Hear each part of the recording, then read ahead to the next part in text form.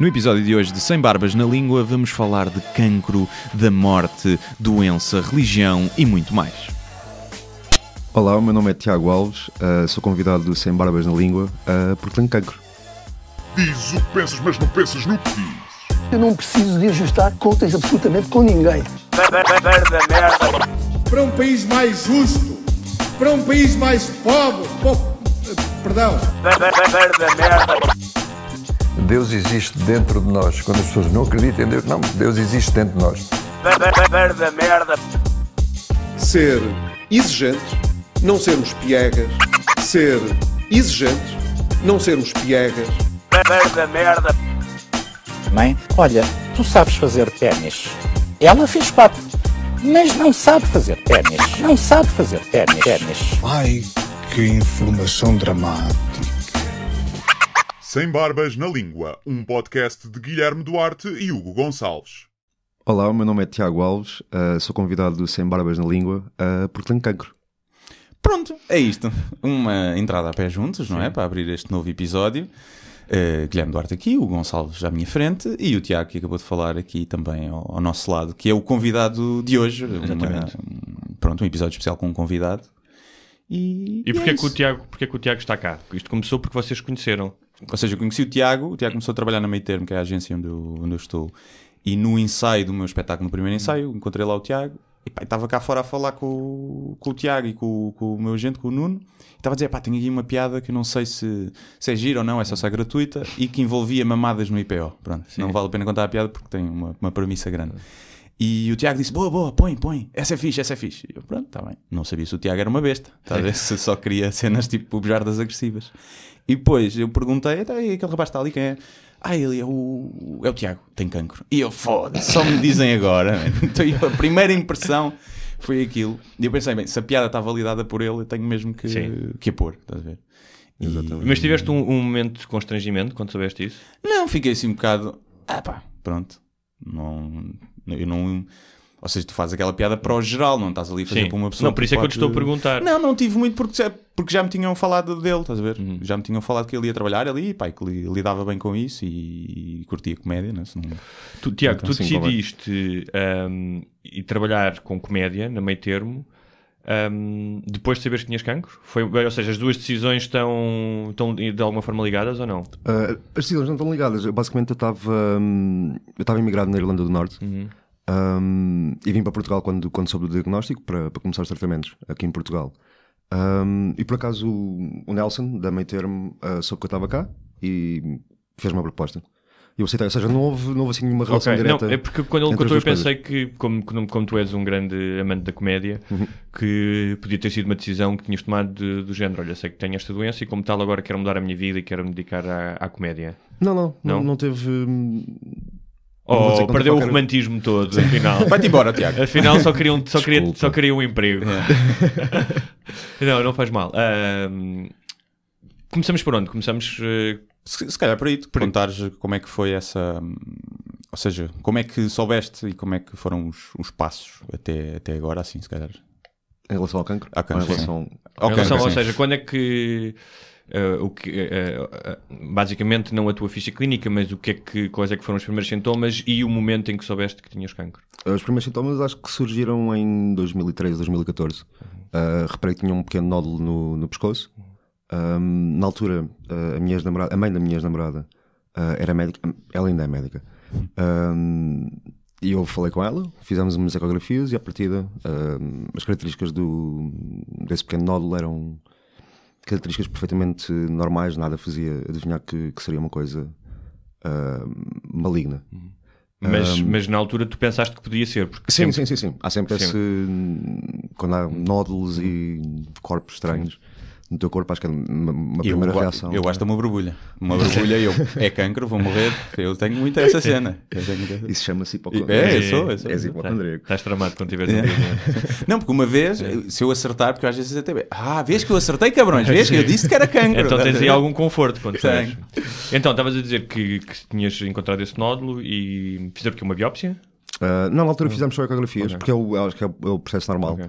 Basicamente é fazer uma ecografia, deixar passar algum tempo, fazer outra ecografia para ver como é que é a evolução da coisa. Depois, entretanto, emigrei para a Irlanda do Norte e nessa altura começaram a surgir mais nódulos e eu aí fui ao hospital. Fui ao médico na Irlanda do Norte e aí fizeram já uma biópsia e verificou-se que era um cancro de nasofaringe com metástase no pescoço. Ok. Deixa-me só fazer um parênteses, porque eu sei que este tema pode ser muito desencorajador para as pessoas. Ou seja, as pessoas que estão a ouvir, algumas se calhar já deixaram, cancro, não quero. Mas eu faço aqui um apelo, porque acho que toda a gente tem uma história de cancro na família. A minha mãe morreu de cancro, o meu avô morreu de cancro. Há uma pessoa na minha família que neste momento tem cancro. Nos Estados Unidos, não tinha números em relação a Portugal, mas nos Estados Unidos as pessoas que estão vivas neste momento, 1 em cada 3 mulheres vai ter cancro, 1 em cada 2 homens vai ter cancro. Yep. Há países onde o cancro já mata mais pessoas do que as doenças coronárias, como AVCs, ataques cardíacos, coisas do género. E eu falo disto até pela minha experiência própria, depois quero saber a tua, porque a minha primeira experiência com o cancro, eu era uma criança e foi em 1985 com a minha mãe, mas o que há é uma espécie de um buraco negro de silêncio. É muito desconfortável para muitas pessoas falarem disso. Por exemplo, na minha casa nem sequer se utilizava a palavra cancro. Era o mal. Não, mas eu ouvi a minha avó às vezes falava com outras pessoas, a coisa ruim. Sim, o meu avô também morreu de cancro. E eu também me lembro das minhas tias e da minha mãe falarem e referirem-se ao cancro como um mal ruim.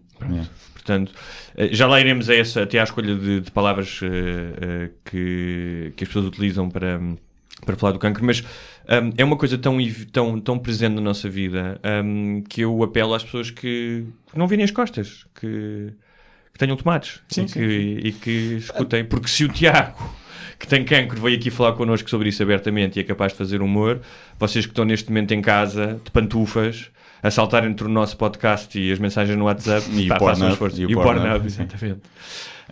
Feito este pequeno apelo, bora lá, direto ao assunto. Então, como é que foi quando soubeste o diagnóstico? Como é óbvio, foi um choque. Sim. Foi um choque. Quem é que te porque disse? foi um médico. Um homem? Sim. Não, porque um homem branco e heterossexual. Sim. Não, porque tu estás a giro. Como já estivesse aí a fazer um cenário pornográfico na tua cabeça. cabeça. Estás a ver? Tu és o porco. Porque a única coisa o que eu acho é que há pessoas que têm mais... Ou seja, a forma como tu te comportas ou como tu te fragilizas depende se tens um interlocutor homem ou mulher. Depende muito das pessoas. Sim. Eu, por exemplo, quando escolhi uma psicoterapeuta, escolhi uma mulher porque sabia que era mais fácil Pinala. falar certas coisas. Pinala. É isso. 50 euros a hora não era só falar. Pelo menos um beijinho. Não, mas basicamente soube o diagnóstico dia 4 ou 5 de agosto. Como é que ele te disse? Lembras-te? Foi um momento que te ficou, ou seja, as palavras dele, lembras-te disso? Sinceramente não. É quase como quando uma pessoa descreve um acidente de automóvel. Sim. É tudo assim muito rápido. Eu não me lembro do sítio onde estava. Eu penso muito visualmente, portanto lembro-me bastante bem da camisa que o médico tinha vestido. Não me lembro das palavras que ele me disse. Mas pronto, ele disse que tinha um cancro na nasofaringe e que era uma coisa séria.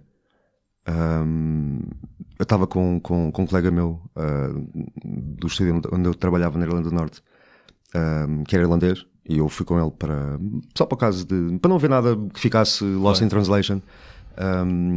E estava com ele, e foi um choque. O médico contou-me, saiu da sala onde nós estávamos. Não lhe fizeste nenhuma pergunta? A pergunta típica: sim. Quanto tempo tenho? Sim. E ele disse que era impossível. Impossível saber, porque isso, cada caso é um caso, basicamente. Foi um choque. Lembro-me de começar a tremer, mas depois foi uma coisa que me passou. Ou seja, basicamente, eles propuseram começar a fazer radioterapia lá. Eu disse que não fazia sentido, porque a fazer os tratamentos, obviamente queria estar em Portugal, para a minha família, para os meus amigos, claro. Portanto não fazia sentido eu estar lá. Fui almoçar com esse meu colega logo a seguir. E no almoço já estava com uma perspectiva, ok, a realidade é esta. Agora é seguir em frente, não vale a pena estar aqui com pensamentos Negativo. Porque é que isto me está a acontecer? Por acaso foi uma coisa que que é uma nunca... pergunta típica. Sim, mas por acaso foi uma coisa que nunca tive. Porque acho que não faz grande sentido, não ajuda em nada. Sim. Mas eu por acaso estava a pensar quando vinha para cá que era, no teu caso, o teu cancro tens zero culpa, é zero a ver com os teus hábitos. Sim, não é? sim. Portanto, é uma lotaria genética só. Sim, eu fumava e bebo. Sim, mas estou novo, à partida não pode influenciará. haver, poderia ter alguma influência, mas basicamente... Ou seja, há efeitos exteriores que potencializam... Sim, mas não neste caso. Não neste caso, sim. Não neste caso. E eu estava a pensar... Não, mesmo assim, e outra coisa que mesmo o facto que o fizesses, não deverias sentir ninguém deve sentir nenhum tipo de culpa. Claro, não, eu estava a pensar, se fosse comigo, o que é que seria pior? Se era, imagina, eu descobria que tinha no pulmão e dizia, olha, burro de merda, fumaste, mas por um lado ficava a pensar, porque é que eu fumei? E a culpar-me. Ou se é melhor no sentido de, olha, não tive nada a ver com isto, foi simplesmente um azar genético. Há pessoas que nunca fumaram e têm cancro no pulmão. Claro. E então eu vinha a pensar o que é que era preferível para a tua consciência. Se era eu acho que quem tem uma visão mais antropocêntrica da vida, que é eu estou aqui neste planeta porque alguém criou isto para mim e porque como está lá um sentido maior, não é? Ou seja, eu acho que fazes mais vezes essa pergunta porque eu... Se não tens essa visão tão antropocêntrica e sabes alguma coisa sobre como é que o cancro funciona e as doenças funcionam, dizes é uma questão de probabilidades. Sim, está bem, mas é um azar, não deixa de ser um azar. Claro. Calhou cocó. Calhou cocó, exatamente. Lembras-te quem foi a primeira pessoa que tu contaste? Sim, foi um amigo meu que é médico. Pronto, ele estava a seguir o caso. A seguir, pronto, eu ia-lhe contando, era a pessoa com quem eu ia falando mais sobre o assunto e foi a primeira pessoa a quem eu contei. Depois, quando cheguei a casa, enviei eu e os meus amigos. Eu tenho um grupo de amigos muito chegados, alguns já os conheço há 22 anos. Há 20 anos. Foi um grupo do WhatsApp? Sim. Aí é horrível, num grupo a seguir ao preto do caralhão grande. Pessoal, tem cancro. Sim, não, aliás, imagina, tu estás muito bem com o telefone e de repente vês criação de novo grupo, tem cancro. E mandei-lhes uma mensagem, expliquei, olha, passa-se isto. E pedi-lhes uma coisa, pedi para nunca serem condescendentes comigo, nunca me tratarem como o coitadinho do amigo que agora tem cancro. E pedi para, por favor, se quiserem fazer piadas, se quiserem gozar com isto, sintam-se à vontade. E, aliás, até pedi mesmo para gozarem, se for uma forma de certa maneira, desanuviar e tornar a situação mais leve para não se sentirem incomodados com brincar. Escolheste os teus amigos e especialmente disseste que os aconselhaste a brincarem com isso porque era mais cómodo falar com eles, menos difícil do que com a tua família? Sim, em parte sim. E é aquela velha história de que o humor de facto torna consegue dar uma certa leveza a situações que à partida poderão ser vistas como situações bastante sérias e bastante graves. E foi uma espécie de defesa, foi uma forma de os pôr à vontade para falar sobre o assunto. E sinceramente acho que é melhor. Não sei, pelo menos para mim é a melhor maneira, é a forma mais saudável de lidar com isto. Sim. Mas eu estava também a pensar nisso, que era que nós, quando das vezes que estivemos juntos, o pessoal, há sempre uma outra piada que surge sobre isso, né? E eu penso, ok, é fixe, o pessoal ri-se e desanuvia, mas por um lado, achas que isso só te faz bem, ou achas que era fixe estares um dia em que ninguém toca no assunto e tu nem te lembras? Ou se é que é possível tu não te lembrares, percebes? Não, acho que isso não é possível. Pois, sim, se calhar é por aí. Sim. E não sei, acaba por ser aquela situação que é tu queres que há um elefante. Sim. Há um elefante na sala. Sim, mas às vezes uma coisa é quando o pessoal está a falar sobre isso ou isso vem à baila, outra coisa é uma cena qualquer e alguém diz mas o Tiago se calhar não chega à Páscoa. Tipo, do nada, estás a ver? E é tipo, ok, tipo, sim senhor, o pessoal riu-se, mas será que havia necessidade de lembrar sobre isso? Eu nunca fiquei. Acho que eu não estou a dizer que leves a mal. Sim, acho que nunca fiquei incomodado e não me incomoda, sinceramente. Mas então ele é uma boa cobaia para os comediantes irem testar o seu material relativamente ao cancro. Ok, sim, exatamente. Talvez não. Eu digo talvez não porque não sei até que ponto é que toda a gente tem tem mesmo a abertura e o mesmo poder de encaixe que eu tenho. Isto sem Não, sem é verdade. querer. Mas normalmente são mais as pessoas que não têm cancro ou que não viveram se calhar de perto do cancro que ficam mais depressa ofendidas com isso. Porque é tipo, estás-me a lembrar de uma cena que eu não quero na minha vida. E mais piadas sobre cancro? Tipo, um gajo tentar ser engraçado e acertar completamente ao lado. Não leva mal. Mas já aconteceu. Já. Claro, sim. Claro que sim. Por acaso agora não me lembro nenhum, mas... Sim, claro que sim. E pronto, e já agora, como é que evoluiu a coisa? Como é que está neste momento? Ou seja, passou-se quanto tempo? Foi... Comecei a fazer... Não, foi em 2000 e comecei a fazer os tratamentos agora em 2017. Não culpas a tua ex-sogra? Não tinha feito logo a biópsia? Não, eu por acaso já... Acabaste com a tua namorada porque a mãe dela era má médica? Não. Mas isso foi em quando? Foi quando? Isto foi em 2015, acho eu. E começaste com que tratamentos? Desculpa. Comecei agora em 2017. Agora. Tanto tempo para os tratamentos? Sim. Porquê? Sim. Porque isto basicamente foi uma sucessão de acontecimentos onde eu acertei nas probabilidades mais pequenas. Ou seja, as características que a ecografia revelou eram características de uma coisa perfeitamente normal que à partida não seria maligna.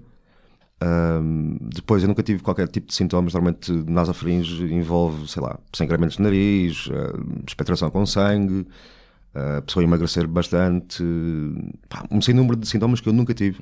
Eu na Irlanda jogava a bola uma vez por semana, ia ao ginásio e nunca tive qualquer dor, qualquer tipo de sintoma. Portanto, ou seja, foi uma sucessão de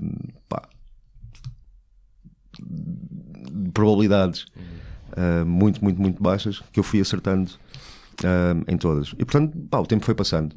E depois também, como mudei para a Irlanda, demorou algum tempo até arranjar um médico, etc.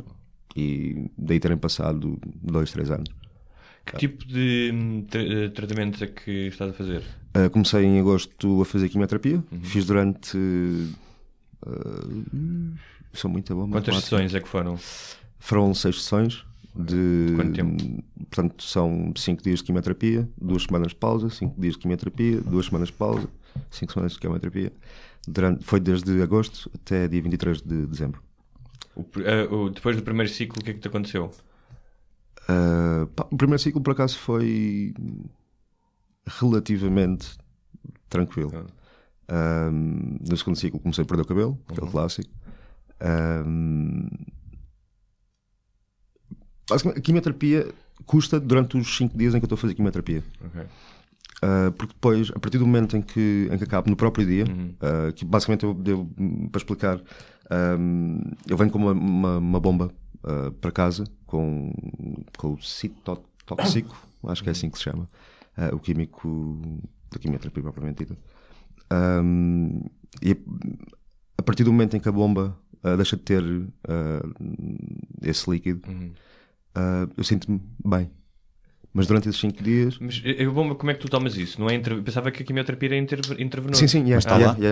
Está lá. Está aquilo lá. já não precisa estar lá a fazer. Está sempre ligado a mim e basicamente ando com uma bolinha, que é uma bomba, um infusor, que vai libertando determinada quantidade. Tipo aqueles difusores de brise que tens em casa, que nem meia hora. É uma espécie disso. Mas durante os 5 dias de quimioterapia não consigo fazer nada. Não consegues fazer nada. Estás prostrado. É dormir, comer e deitar-me no sofá, Netflix e é quando consigo. É ressaca, é uma ressaca grande. Sim, uma mega ressaca. Não, é muito idêntico. O que ele faz é, antes do primeiro dia de quimioterapia, vai-se embabadar todo. E depois juntar a ressaca à quimioterapia. Eu espero bem que os meus pais não estejam a ouvir, mas já aconteceu. E já fizeste um ciclo então, estavas-me a dizer? Fiz 6. Desculpa, fizeste 6 ciclos, já acabei com a quimioterapia. E vais fazer mais? Ou... Hei de fazer, mas agora estou a fazer radioterapia, porque basicamente o nível de toxicidade que o meu organismo consegue suportar neste momento está no limite, portanto não posso... Portanto a radioterapia é menos tóxica do que a... Sim, a radioterapia é radiação, ou seja... Sim. É tipo uma máquina... Tu abanaste a cabeça como se não fosse nada, mas tipo os gajos que inventaram a radioterapia e que primeiro utilizaram no cancro, um deles ficou sem mãozinhas, não é? A Madame Curie também ficou toda cheia de buracos, portanto é um bocadinho, eu imagino que seja um bocadinho invasivo também. Não quer ser pessimista, atenção. Não, assim, a radioterapia é muito... Ou seja, em relação, como estás a dizer aqui, em relação à quimioterapia, é peanut. É um passeio. De certa maneira. Ou seja, o tratamento em si é muito mais fácil. Basicamente, estive lá hoje de manhã. E basicamente, por isso é que nós estamos dos confatos daqueles de amarelos de Chernobyl. Sim. Chumbo. E o processo é eu estar deitado numa máquina que tem um braço que irradia radiação, raio-x, e vai girando à volta da minha cabeça e estou ali deitado durante 20 minutos e depois vou para casa. E não tem sintomas, não tem efeitos secundários. Efeitos secundários tem porque isso depois depende de zona do corpo, da zona do corpo onde está o tumor. No meu caso, como a nasofaringe e o pescoço são perto da garganta, a radiação vai afetar, por exemplo, as glândulas salivares, vai afetar tipo a mucosa, as mucosas Ficas sem cuspe da boca, do nariz, sim. E um dos efeitos secundários, dado que afeta as glândulas salivares, é ficar sem a produção de saliva é bastante mais reduzida, e isso faz com que mas por exemplo, a boca fique mais seca, etc. No inverno nunca andas com o pinguinho no nariz. Sim, se calhar não. Não, porque não há pinguinho a ser fabricado. E pronto. Está giro. É isso. Foi giro. Muito bem. Espera aí, deixa-me ver qual é o microfone que está a estourar. Não, está bom. Era de falarmos ao mesmo tempo. Ok. Então, o Hitchcock, acho que era o Hitchcock que dizia, se tu colocares uma pistola numa gaveta no primeiro ato de um filme, no segundo tens que a disparar. Portanto, vamos para o segundo ato. Que é... Quais é que são os prognósticos para ti? Do médico? Como eu te disse, cada caso é um caso. Eles no IPO, eu perguntei. Perguntei qual era o prognóstico e eles disseram que era impossível prever. Uma remissão total, as probabilidades são bastante reduzidas, mas há uma hipótese de se controlar isto durante algum tempo. Agora, durante quanto tempo? Isso é um tema que tu sentes menos à vontade em falar? Não. É só mesmo porque não consigo dar uma resposta. Mas houve um sítio que te deram um prazo, não foi? Que depois sim, na Irlanda falaram em 2 anos aqui no IPO. Eu já pensaram cabrão do imigrante vem lá do sul para aqui roubar os empregos. E agora, vai lá, vamos lá para o teu país, vá. Mais um. Portanto, não foram muito otimistas contigo. NHS. Mas não, aqui no IPO disseram que primeiro não valia a pena, mesmo até a nível psicológico, isso não ajuda em nada. É impossível mesmo medicamente e cientificamente se quer falar nisso. Ou seja, e o facto de tu te deparares com a tua mortalidade como a maioria das pessoas da tua idade, ou que não tiveram ainda que enfrentar-se, faz também com que tu não queres pensar nisso, ou seja, não é por uma questão de medo, mas é que não vale a pena. Tipo, mais vale a pena estar aqui a curtir dia a dia do que estar fixado numa coisa para a qual eu não tenho resposta. Sabes, agora vamos entrar naquela fase dos clichês, que eu agora começo a perceber a razão pela qual alguns deles existem. Um deles é aquele que, e isto é verdade, a partir do momento em que me foi dado o diagnóstico, aquela coisa de começares a viver o dia, um dia de cada vez, e começas a conseguir filtrar melhor as coisas que de facto são importantes. Porque a questão da mortalidade é que todos nós sabemos que vamos morrer. Isso é inevitável. Há 2 coisas que não podes fugir. Eu tenho alguma esperança, calma lá. Há uma esperança que o avanço tecnológico... Complexo de Deus. Safe. Nós já aqui dissemos... Alguém invente transferir a consciência para o computador. Nós já aqui dissemos que o Guilherme vai morrer na semana anterior à transferência da consciência para um computador estar completamente massificada. Não, eu nem vou ter dinheiro. Pensa que ainda assim não é pior. Eu não vou ter dinheiro para comprar a imortalidade. Isso é que é. Mas então estavas a dizer que obviamente passas a pensar nas coisas de uma forma mais imediata. Sim, porque pronto, todos vamos morrer. Mas regra geral, tenho 28 anos. Tu, regra geral, aos 28 anos vês a tua mortalidade como uma coisa distante, uma coisa que está no futuro bastante distante. Ou seja, à partida, aquilo que já viveste, ainda vais conseguir viver o dobro ou mais, regra geral, o dobro ou mais do que aquilo que já viveste. E aos 28 anos, enfrentares e teres noção palpável da tua mortalidade a curto prazo, é uma coisa que te muda mesmo a maneira de veres e de viver. Há um livro do Philip Roth chamado The Dying Animal, em que a Consuela, que é uma personagem, tem cancro da mama, e o narrador, que é um professor mais velho com quem ela anda a sair, diz a contagem do tempo para ela passa a ser o contrário. Ou seja, quando tu tens 20 e tal anos, que era o caso dela, tu tens a vida toda por diante. E, portanto, nem te preocupas muito quantos anos é que são mais. E a partir do momento em que tens uma doença que pode ser terminal, o tempo torna-se tão presente como para um velho, como ela era, o narrador. Não sentes essa opressão do tempo? De fazer coisas, de viver coisas? Passa mais depressa ou mais devagar o tempo para ti neste momento? Ou seja, quando olhas, por exemplo, eu às vezes olho, vou fazer 34 outra vez, parece que foi ontem, um ano passou bem rápido e não sei o quê, cada vez passa mais rápido. Eu acho que a noção de quão rápido o tempo passa continua a ser normal. Depende muito daquilo que estás a fazer. O que eu reparo, que eu antes disto era uma pessoa muito caseirinha, eu gostava de estar em casa no computador, ou gostava de estar em casa a ver um filme. Comecei a ver isso como uma perda de tempo. Sim. Ou seja, não estou a investir em mim, não estou a acrescentar nada àquilo que sou. Portanto, agora, sinceramente, todos os momentos que tenho, todas as hipóteses que tenho de não estar em casa e de sair, aproveito isso. Sim.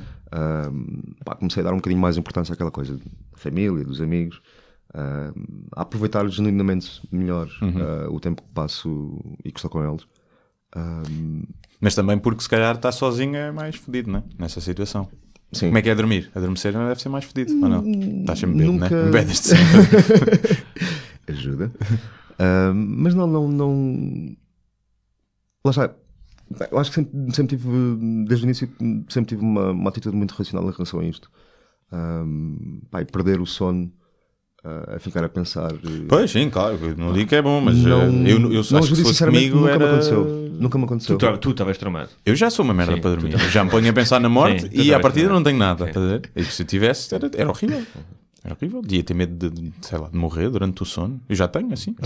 Já tenho. Tipo... Tu tornavas-te tipo um drogado e um bêbado e destruís a tua vida. Não, drogado, se tivesse um prazo, se tivesse, tens um ano, aí experimentava tudo. Heroína deixava ali para o fim, para não ficar um agarrado durante um ano. Sim, exatamente. Mas experimentava tudo. Ketamina, tudo. Cheirava cola até.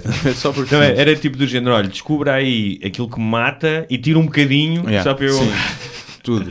Examina-me ao limite. Sim, isso da overdose. Eu ia à noite para dormir, metia 2 cenas no bucho da Xanax para dormir. Se eu tivesse esse time frame tipo fixo, ok, é isto. E tentava aproveitar a vida para fazer a bucket list, não é? A famosa bucket list. Sim, por acaso ainda não fiz. De fazer cenas. Agora, se não controlava-me. Se soubesse fazer tratamentos e cenas, ok. E... Se houvesse isto é para todos, não é só para ti, mas se te pudessem estimar ao certo o tempo que tens, ou não é? Preferias saber ou não saber? É? Isso é uma boa pergunta, Guilherme. Não é? Parecia o Daniel Oliveira agora. Porque eu penso muito nisso. Sim, claro. Eu gostava, porque, tal como agora, sem ter doença nenhuma, eu posso morrer de um acidente ou ter uma doença, e se eu gostava de saber o dia da minha morte, aqui não faz tanta diferença. Aqui, por exemplo, eu se calhar se fosse daqui a 10 anos não queria saber, mas se fosse daqui a um ano queria. Pois. Porque é tipo, ok, vou aproveitar ao máximo e fazer tudo aquilo. Se fosse daqui a 10 anos, se calhar deixa-me andar estes 10 anos sem pensar nisso. Não, acho que preferia não saber. Acho que preferia não saber. Mas porque também agora estás a fazer o que gostas. Sim. Se estivesse a fazer um trabalho de merda que não gostavas, era fodido. Sim. Tenho sorte no meio disto tudo. Acabo por... Este rapaz tem sorte, tem as coisas em perspectiva. Não, mas, sinceramente, eu acho que nunca estive numa posição tão boa na minha vida a todos os níveis. Que é tanto a nível financeiro, como a nível profissional, como a nível emocional, como a nível de estabilidade de vida, de qualidade de vida. Eu acho que nunca tive tão bem. Tirando esta pequena coisinha. Mas diz uma coisa... E sacas gajas por causa disso? Por causa disto, não. Mas não tem sido impedimento. Não tem sido impedimento, sim. Ainda tens pingo, a radiologia, não é lá em baixo, ainda tens pingo. Preservativo, não é preciso. Não é preciso. Olha, depois de um momento engraçado, vamos lá outra vez. Não, só por isso, porque acho que obviamente não é impedimento, até porque eu olho para ti e não podes só ter tipo, olha, o Pires tem o teu cabelo, estás a ver? Não tem por opção, que é mais tem exatamente assim um cabelo mais fraco e menos denso. E quando ele voltar a crescer, tipo, vais deixar crescer com o rabo de cavalo e vais começar a usar imensos produtos e pentear. Isso não. Não, e o que eu ia dizer é, se em termos de relações mais estáveis, não sei se tens namorado ou não. Deve ser difícil, não é? Teres uma relação, primeiro porque a outra pessoa do outro lado podes apanhar uma pessoa que só está para não magoar, não é? Deve acontecer isso muitas vezes, que é tipo, agora como é que eu lhe digo que não quer sair outra vez, não é? Tem que aceitar. E por outro lado também acontecer do teu lado tu não te queres apegar tanto porque por várias razões. Primeiro porque queres, se calhar, aproveitar, né? E depois porque também podes não querer magoar outra pessoa, aprender outra pessoa. Já pensaste nisso? Se acontecer alguma coisa. Já. E basicamente era isso que o Guilherme estava a dizer. Chama simpatia isto, é? Eu saber colocar-me no lugar das outras pessoas. Que é basicamente acho que não me ia sentir confortável em começar agora uma relação, porque acho que era uma coisa um bocadinho egoísta, de certa maneira. E ganhavas as discussões todas. Já viste Estás a ver? Deixa esta tampa da Sinita, tem cancro. E ela tipo tinha que se calar. Há vários filmes, mas há um muito triste com o Keanu Reeves e acho que é a Charlize Theron, em que um deles tem cancro. Então é uma comédia romântica. É o Sweet November. Exatamente. Que ela tem um mês cada um gajo. Não vejas. Mas é bom, é bonito o filme. Mas é deprimido. Eu vi que ele foi o The Fault in Our Stars, que também é com 2 miúdos têm cancro. Miúdos com cancro, isso é golpe baixo. Adolescentes. Sim, mas mesmo assim é golpe baixo. E gostou. Aquilo no fim, já vi há alguns anos e... Para mim foi o Marley and Me. Tenho pena, é com cães é que me faz chorar. Crianças com cancro. Há tantas a morrer em África à fome. O cão já é mais chato. Sim. O cão olha, tu foste agora, não querias de alguma forma que outra pessoa se envolvesse contigo e que fosse uma responsabilidade e a dor que podias causar. Duas questões aqui que são duas faces da mesma moeda: a piedade dos outros, que é inevitável e é compreensível, ou seja, uma certa comiseração. Quando eu falo de piedade, não é uma piedade do coitadinho. E a autopiedade, que eu acho que também será inevitável em algum momento, porque por mais que tu disseste, que reagiste logo muito bem, falaste com os teus amigos, imagino que em alguns momentos de maior solidão, como têm todos os seres humanos, mesmo aqueles que não têm cancro, um certo desamparo. Como é que tu lidas com as duas coisas? Com a piedade dos outros e com algum momento de autopiedade? Eu sinceramente nunca senti isso. Não? Nunca senti. Nenhum dos dois? Ainda não. Pode acontecer. Dois, pode vir a acontecer, mas nunca, sinceramente nunca senti. Okay. Nunca tive essa atitude de autocomiseração e de... Quando eu digo isto são lampejos, não é? Estás 2 dias, mas algum momento em dizer, porra, porque, como ele disse, porque a mim acho que seria normal fazer isso, não? Muito honestamente, nunca tive. Olha, vê lá se aprendes com ele, que é para quando tiveres cancro. Não, mas esta conversa, para aqui chorar. Esta conversa, acima de tudo, é egoísta. Fui eu que pensei, é uma conversa que eu quero ter na minha vida e acho que faz bem, provavelmente, a muita gente ouvir. Portanto, isto é egoísta. Mas há um lado altruísta também de levares esta conversa a outras pessoas porque elas estão preparadas. Já que temos esta plataforma, acho que é uma conversa interessante. E como eu acho que é uma conversa que eu gostava de ter ou de ouvir, acho que... Porque ninguém fala... é muito raro tu teres uma conversa sobre doença ou sobre a morte ou sobre isso com alguém que tem essa perspectiva da morte mais presente do que tu, não é? Normalmente, nós já falamos aqui da morte tantas vezes.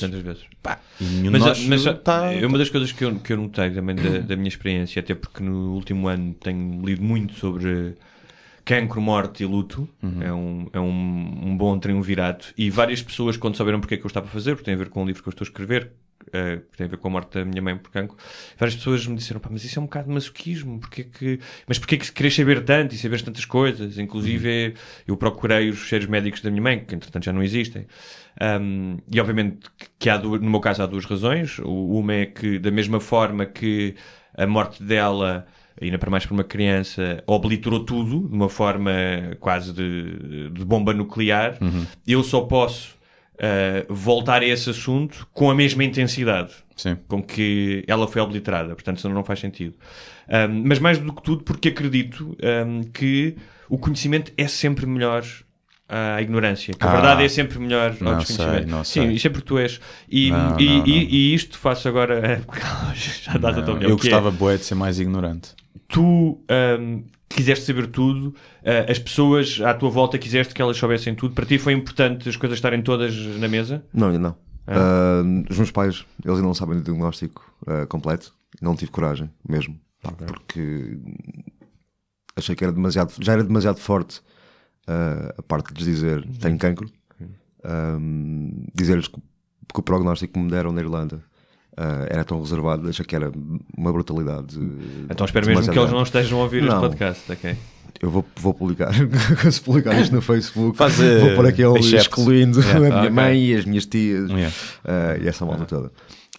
Porque sinceramente não queres que eles passem por isso. Mais por eles do que por ti. Sim.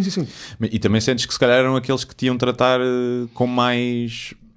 como doente, não é? Como são os pais. Exatamente, não é? Exatamente. Os pais já fazem isso como uma gripe, imagino com isso. Não é? São aqueles que não conseguem com os amigos fazer uma piada, provavelmente. Sim, pá, Mas não te apeteceu em algum momento dizer foda-se para isto tudo, vou para a casa dos meus pais, passar 2 dias e vou pedir colo, como eu acho que já todos em algum momento sentimos quando tivemos uma gripe ou uma amigdalite. Nunca sentiste isso? Dizer eu mereço isto, ou seja, eu percebo o que estás a dizer e acho que é corajoso e é bonito. E para as pessoas que estão a ouvir, isto não é dito com nenhuma ironia, é mesmo dito com sinceridade. Mas por outro lado, foda-se, estás doente. Também mereces que um pai e que uma mãe cuidem de ti. Mas eu acho que isso já são quase comportamentos tácitos, regras tácitas que existem na relação pais e filhos. Óbvio que os meus pais... eu basicamente vivo em Almada, os meus pais vivem no norte do país. Os meus pais agora passam cá a vida. Vêm cá durante os tratamentos. Quando acabo os tratamentos eu faço questão que eles vão embora precisamente para evitar esse excesso de preocupação, que eu sei que eles se vão preocupar em demasia. Tu tens irmãos? Tenho uma irmã mais nova. Que ironicamente é enfermeira. E ela sabe? Sim. A minha irmã sabe. Acho que é a única pessoa da minha família que sabe tudo. Sim. Porque, vamos fazer chantagem com ele. Dá-lhe 150 euros para não contar-se à tua família. Temos uma relação muito próxima e acho que ela tem maturidade suficiente. E para além de que tem uma formação dentro da área que a permite lidar com isto de uma forma, se calhar, um bocadinho melhor do que os meus pais lidarão. Porque a determinada altura vou ter que, como é óbvio, vai ter que ser. E nunca pensaste de bazar? Ou seja, viajar, passear? Tipo... Sim. Em princípio, estava a contar agora no fim do verão, provavelmente fazer assim uma viagenzinha. Se tiverem condições, se não tiver tratamentos marcados. Nova Iorque é uma das cidades em que eu adorava ir. Também. Nunca lá fui. Este ano. Este cabrão já morou lá. Não foi? Eu adoro-te. Mas tenho que ir com alguém que tenha paciência para ir todos os dias a um comedy club diferente comigo, porque eu basicamente quero ir a Nova Iorque por comedy club. Olha, está aqui uma boa ideia. Porquê que não vais com ele e fazes um mini doc? Olha, pensar nisso, vou falar com o Ricardo Cardoso também. Ele curtia ir lá. Vê lá, isso é um doc engraçado. Só que eu não sei se tenho créditos para ir a Nova Iorque sem a minha namorada. Não sei se tenho que ver o banco dos créditos, se tenho lá. Diz assim, olha, exatamente. Isto de vez em quando até é fixe, ele tem quem? Quer dizer, é uma oportunidade. Eu não vou dizer que não, ainda é uma oportunidade de fazer um documentário incrível sobre... Pode ser a minha Make-A-Wish. Exatamente, o bucket list dele. Exatamente. E por falar nisso de viajar e de bucket list, falámos há bocado, vamos se calhar dizer todos, 3 coisas da bucket list, se vocês soubessem que iam quinar. Sim. Não, querem fazer até ao fim da vida. Pá. Mas isso depende muito. Uma coisa é... Mas pronto, se soubesses que tinhas 1 ano. Vá. Sim. 3 coisas. Eu por acaso, ainda não fiz bucket list. Está na minha bucket list fazer uma bucket list. Isto é muito apiroso, mas uma das coisas que eu poria lá já se concretizou, que era conhecer o Ricardo Aruz Pereira e falar com ele num ambiente super descontraído. Isso aconteceu há 2-3 semanas atrás. Mas este gajo agora pode, desculpa interromper, mas pode utilizar isto, que chega a uma discoteca, olha, desculpe, são 150 euros, eu tenho cancro. Olha, eu gostava de conhecer o Ricardo Aruz Pereira, não dá, eu tenho cancro. Diga lá. E tive essa hipótese, assim, uma coisa um bocado pá, um sem número de circunstâncias que se reuniram e pá, tive essa sorte. Então, mas essa já fizeste? Essa já fiz. E ainda bem. Foi fixe. Outras coisas. Uma delas era Nova York. Nova York, e ver os comedy clubs, exatamente. Queres dizer uma tu, Guilherme, enquanto ele pensa? Eu tenho aquelas, é saltar paraquedas. É uma cena que eu curtia bem fazer. Ver a aurora boreal. Acho que deve ser giro. Alguns na Islândia, na Finlândia, lá no meio do nada. Mas lá está, não é uma cena para ver sozinho. Tipo, estás com os teus amigos ou assim. Sim. E depois nadar numa jaula, mergulhar numa jaula para ver tubarões brancos. Também. Tenho um fascínio por tubarões desde puto. E por dinossauros. Dinossauros à partida não sei se colonam. Duas dessas atividades podiam encurtar esse um ano de vida, o paraquedas e os tubarões. Mas é pouco, é probabilidade, é pouco. Deixa para o fim. Sim, deixa para o fim, sim. Mas sim. Depois as coisas banais. Ontem pensei que uma cena que eu gostava de fazer até morrer era levar com um taser. Pensei nisso ontem. Eu gostava de dar com um taser em alguém. Também. Perfeito. Exatamente. Perfeito. Gostava o Tiago filma e eu de ver a sensação. Sim. Eu acho que nós passamos a vida às vezes sem sentir muita dor. Às vezes precisamos de um bocadinho para nos sentir vivos. É quando estás doente. Ficas doente com uma gripe. E depois quando melhoras, é tipo, ei, hoje já estou bom. Estás a ver? E só tu ali é que sentes que estar mal é horrível. Mas realmente é tudo sempre uma questão de perspectiva, não é? Quando eu cheguei aqui vocês viram-me a coxear. Sim. Meti um pé na calçada hoje, tenho o tornozelo também de uma bola. Sim. E houve, claro, que um momento em que eu estava em casa a pôr gelo e não sei o quê, e pensei, ei, pá, agora vou ter que ir fazer a entrevista. Mas depois lembraste-te de convidado e não te quiseste queixar. O gajo faz quimioterapia, se calhar é melhor eu meter-me em cima da moto e... Eu mal devia queixar, pensei logo nisso, claro, não quis desmarcar. Claro, obviamente. Se fosse outra coisa qualquer, se fosse uma mariquice qualquer, não, isso então... Mas pronto, é assim, tudo tem uma perspectiva. Pois é. Por falar em perspectiva, que é aquela coisa de... Tu não disseste tua bucket list uns. Eu acho que não, pá, eu ao contrário de ti não penso muito nisso. Acho que viajar, claramente. Tipo, fazer uma espécie de viagem à volta do mundo. Tipo, escolher vários destinos e viajar durante 6 meses. Provavelmente ir a um... Isto é agora, se calhar há coisas muito mais importantes, portanto. Ir com os meus amigos a um festival tipo Burning Man, em que tudo zen e a viajar. Burning Man também era uma cena fixe. Ou um Burning Man há outros melhores. Quando eu estou a dizer isto, tinha que escolher um fixe, não com muita gente. O Burning Man tens aquelas fotos lindas, que é tipo, isto é um festival de carro. Depois tens as fotos normais, claro, tiradas por pessoas. E é bué da porra. Claro.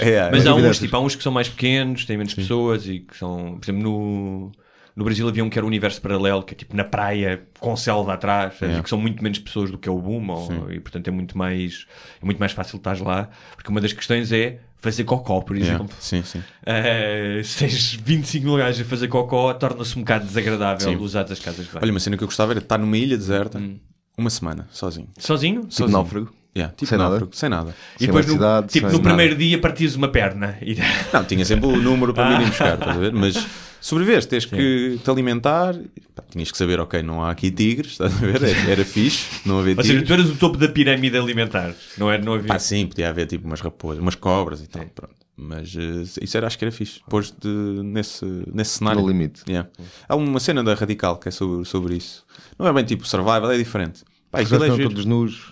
Não é tão nus. Não, esse é um holandês. Eles estão todos nus. O dinamarquês, acho eu. Há um que é holandês. Acho que estão lá para pinar. Passa no Discovery, acho eu. Que é... Deixam-nos todos nus, no meio da selva, numa ilha. E eles... Têm que se desemmardar.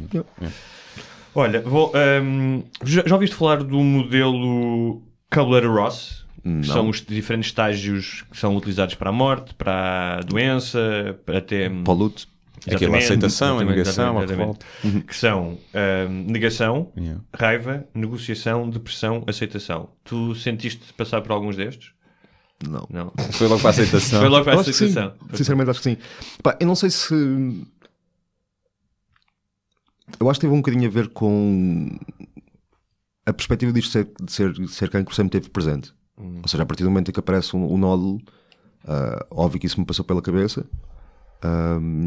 E eu acho que passei por essas fases antes sequer de ter o diagnóstico feito. Sim. E quando o diagnóstico chegou, foi do género. Pois, faz sentido. É como eu. E acho que foi por, acho Só que foi depois não por é. isso. Mas já tive pai de cancro 4 ou 5 vezes na minha cabeça. Basicamente fazer o luto por antecipação. Sim, andava com umas dores de cabeça e os olhos andavam a desfocar, pá, e não me andava a sentir bem. E durante bué das semanas, do nada, os meus olhos desfocavam. E eu, deve ser um tumor aqui a pressionar a zona do coisa. Pronto. E fui ao médico, pá, e o gajo disse, ok, vamos fazer um ataque, uma ressonância. E eu fui e estava naquela. Pá, deve ser, pronto, deve ser, vou morrer. Pronto. Depois não era, não.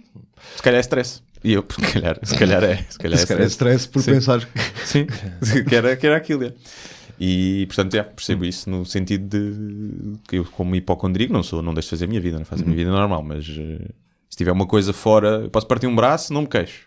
Mas se estiver ali, estou a começar a ter comichões na pele. Será que é um novo detergente da roupa? Ou será que é tipo leucemia? Estás a ver? Uma merda assim. Logo. E depois vou ao Google, que é a pior merda. Claro. Isso é pior. Espirrar. Fizeste isso, foste ao Google. Sim. Pá, houve uma altura, eu acho que ainda tenho aqui a app, que acho que se chama Symptomatic, ou uma coisa assim do género. Dá sempre sido ao cancro. É sempre sido ao cancro. Sim. E deu-me cancro. E eu, então vai lá aí o meu tornozelo que está aqui inchado. Queres ver? Também não é cancro. Olha que Symptomate. Mas se isso, alguém quiser algum. Guilherme, queres? Sim. Se calhar é melhor não. Os sintomas que eu tenho agora. Sim, isso é a mesma coisa que dares 5 gramas de heroína a um agarrado. Não, por exemplo, olha, estou com o nariz meio entupido há muito tempo. E estou. Estás a precisar de uma quimioterapiazinha. Durmo mal, estás a ver? Não sei. Okay. É cancro, não é? Pois é. Olha, a Susan Sontag, a escritora intelectual norte-americana, que escreveu um livro chamado A Doença como Metáfora, teve cancro 3 vezes ao longo da vida. Útero, ovários e mama, se não estou enganado. Isso é Deus mesmo machista. Deus é mesmo machista no sítio onde ela é gaja. Machista e com uma pessoa ainda por cima que pensava sobre as coisas, não é? O problema é esse, Deus não gosta dessas pessoas. Gajas com opinião. Faz uma gaja de uma costela para ela depois agora estar aqui a ter opiniões. O livro dela, este livro que é extraordinário, é um ensaio sobre a doença, especialmente mais relacionado com o cancro. Fala muito de uma coisa que nós já falamos aqui, que é do estigma em relação à doença, da coisa má. Ela, por exemplo, contava que, eu acho que o livro é dos anos 90, que nessa altura, em França, em Itália, havia médicos que ainda não davam o diagnóstico ao paciente, mas davam à família. Nos Estados Unidos, a maioria dos hospitais, quando manda coisas para casa em correspondência, imagina, especialmente são hospitais oncológicos, não mete identificação para a família não saber. Portanto, há todo um secretismo aqui à volta. No teu caso, tu sentes isso, ou seja, já percebi que com as pessoas mais próximas não, mas com outras pessoas, quando pela primeira vez lidam contigo e sabem que tens cancro, quais é que são as reações mais comuns? Já tive tudo. Já tive apatia completa, como se não fosse, como se eu estivesse a dizer, pá, olha, ontem trouxe o tornozelo. Já tive malta que chorou. Já tive todo o tipo de reação. Não há uma reação única. Cada pessoa reage de maneira diferente. Mesmo. E não te sentes desconfortável em algum momento? Tipo, quando... Imagino que já teres feito isso muitas vezes, mas não é desconfortável ter que sempre dizer às pessoas... É como seres famoso e estar sempre alguém a pedir-te para tirares uma selfie em um autógrafo. Para mim não é desconfortável dizer às pessoas. É mais desconfortável, se calhar... lá está. Lidar com o desconforto delas? Estar careca e de género, porque é que cortaste o cabelo? E eu dizer... Está calor. Não consigo fazer isso. Mas é desconfortável ter que lidar com a reação das pessoas. Principalmente quando são reações tipo chorar ou demasiado emotivas. Ou dizerem aquela cena que eu acho que deve ser o pior para ouvir, que é... Eu também tive uma pessoa que teve isso e morreu. Só fazia essas merdas. Sim, mas é engraçado, é muito engraçado a falar disso. O Christopher Hitchens tem um livro chamado Mortalidade, em que fala...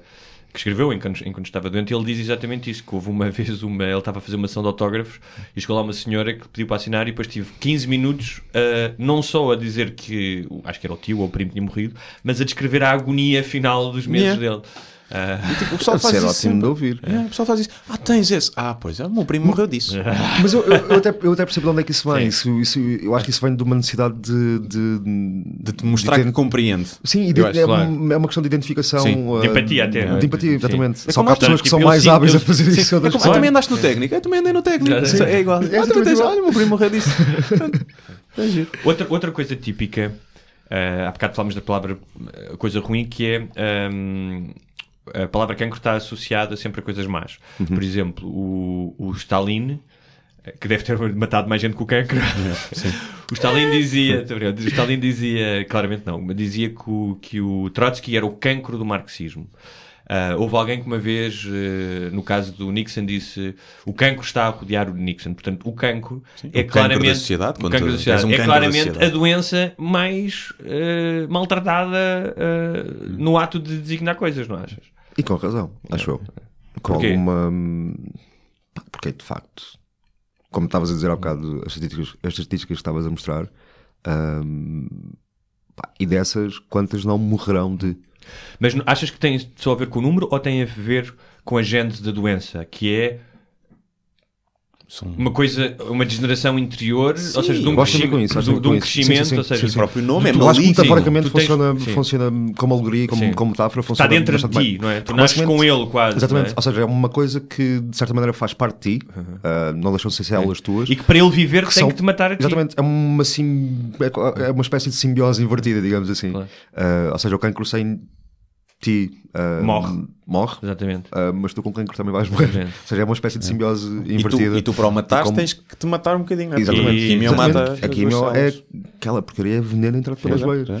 É tipo, tão simples quanto isso. à partida vai matar tudo antes de matar o resto. Sabes que, ou seja, para se chegar aos coquetéis de quimio que chegamos hoje, só se chegou nos anos 50, acho eu. Foi Houve o muita gente Farber, a morrer, foi o primeiro, que trabalhava com crianças, especialmente com leucemia, e que começou testar várias coisas, e houve alguns venenos, entre aspas, que funcionavam durante 3 meses, mas depois, e isto foi um coquetel que foi sendo apurado ao longo de décadas e décadas. Sim, eu sinceramente acredito que há de chegar a uma altura em que o cancro há de ser tratado como todo um sem número de doenças que já foram erradicadas, ou que têm uma cura relativamente simples. Sim, eu acho que o facto de haver cada vez mais, e essas perspectivas eu também já tinha ouvido, daqui a 5 anos, acho que 1 em cada 2 pessoas vai ter cancro, é mau pensar nisso, mas do ponto de vista de avanço da medicina é excelente, porque significa que vai haver muito mais dinheiro para a investigação e porque vai haver muito mais pessoas a precisar disso, as farmacêuticas também vai haver muito mais dinheiro para investir nisso e para criar fármacos poderosos. Portanto, quando tu tens uma doença que só tem mais 30 pessoas no mundo, aí estás fodido.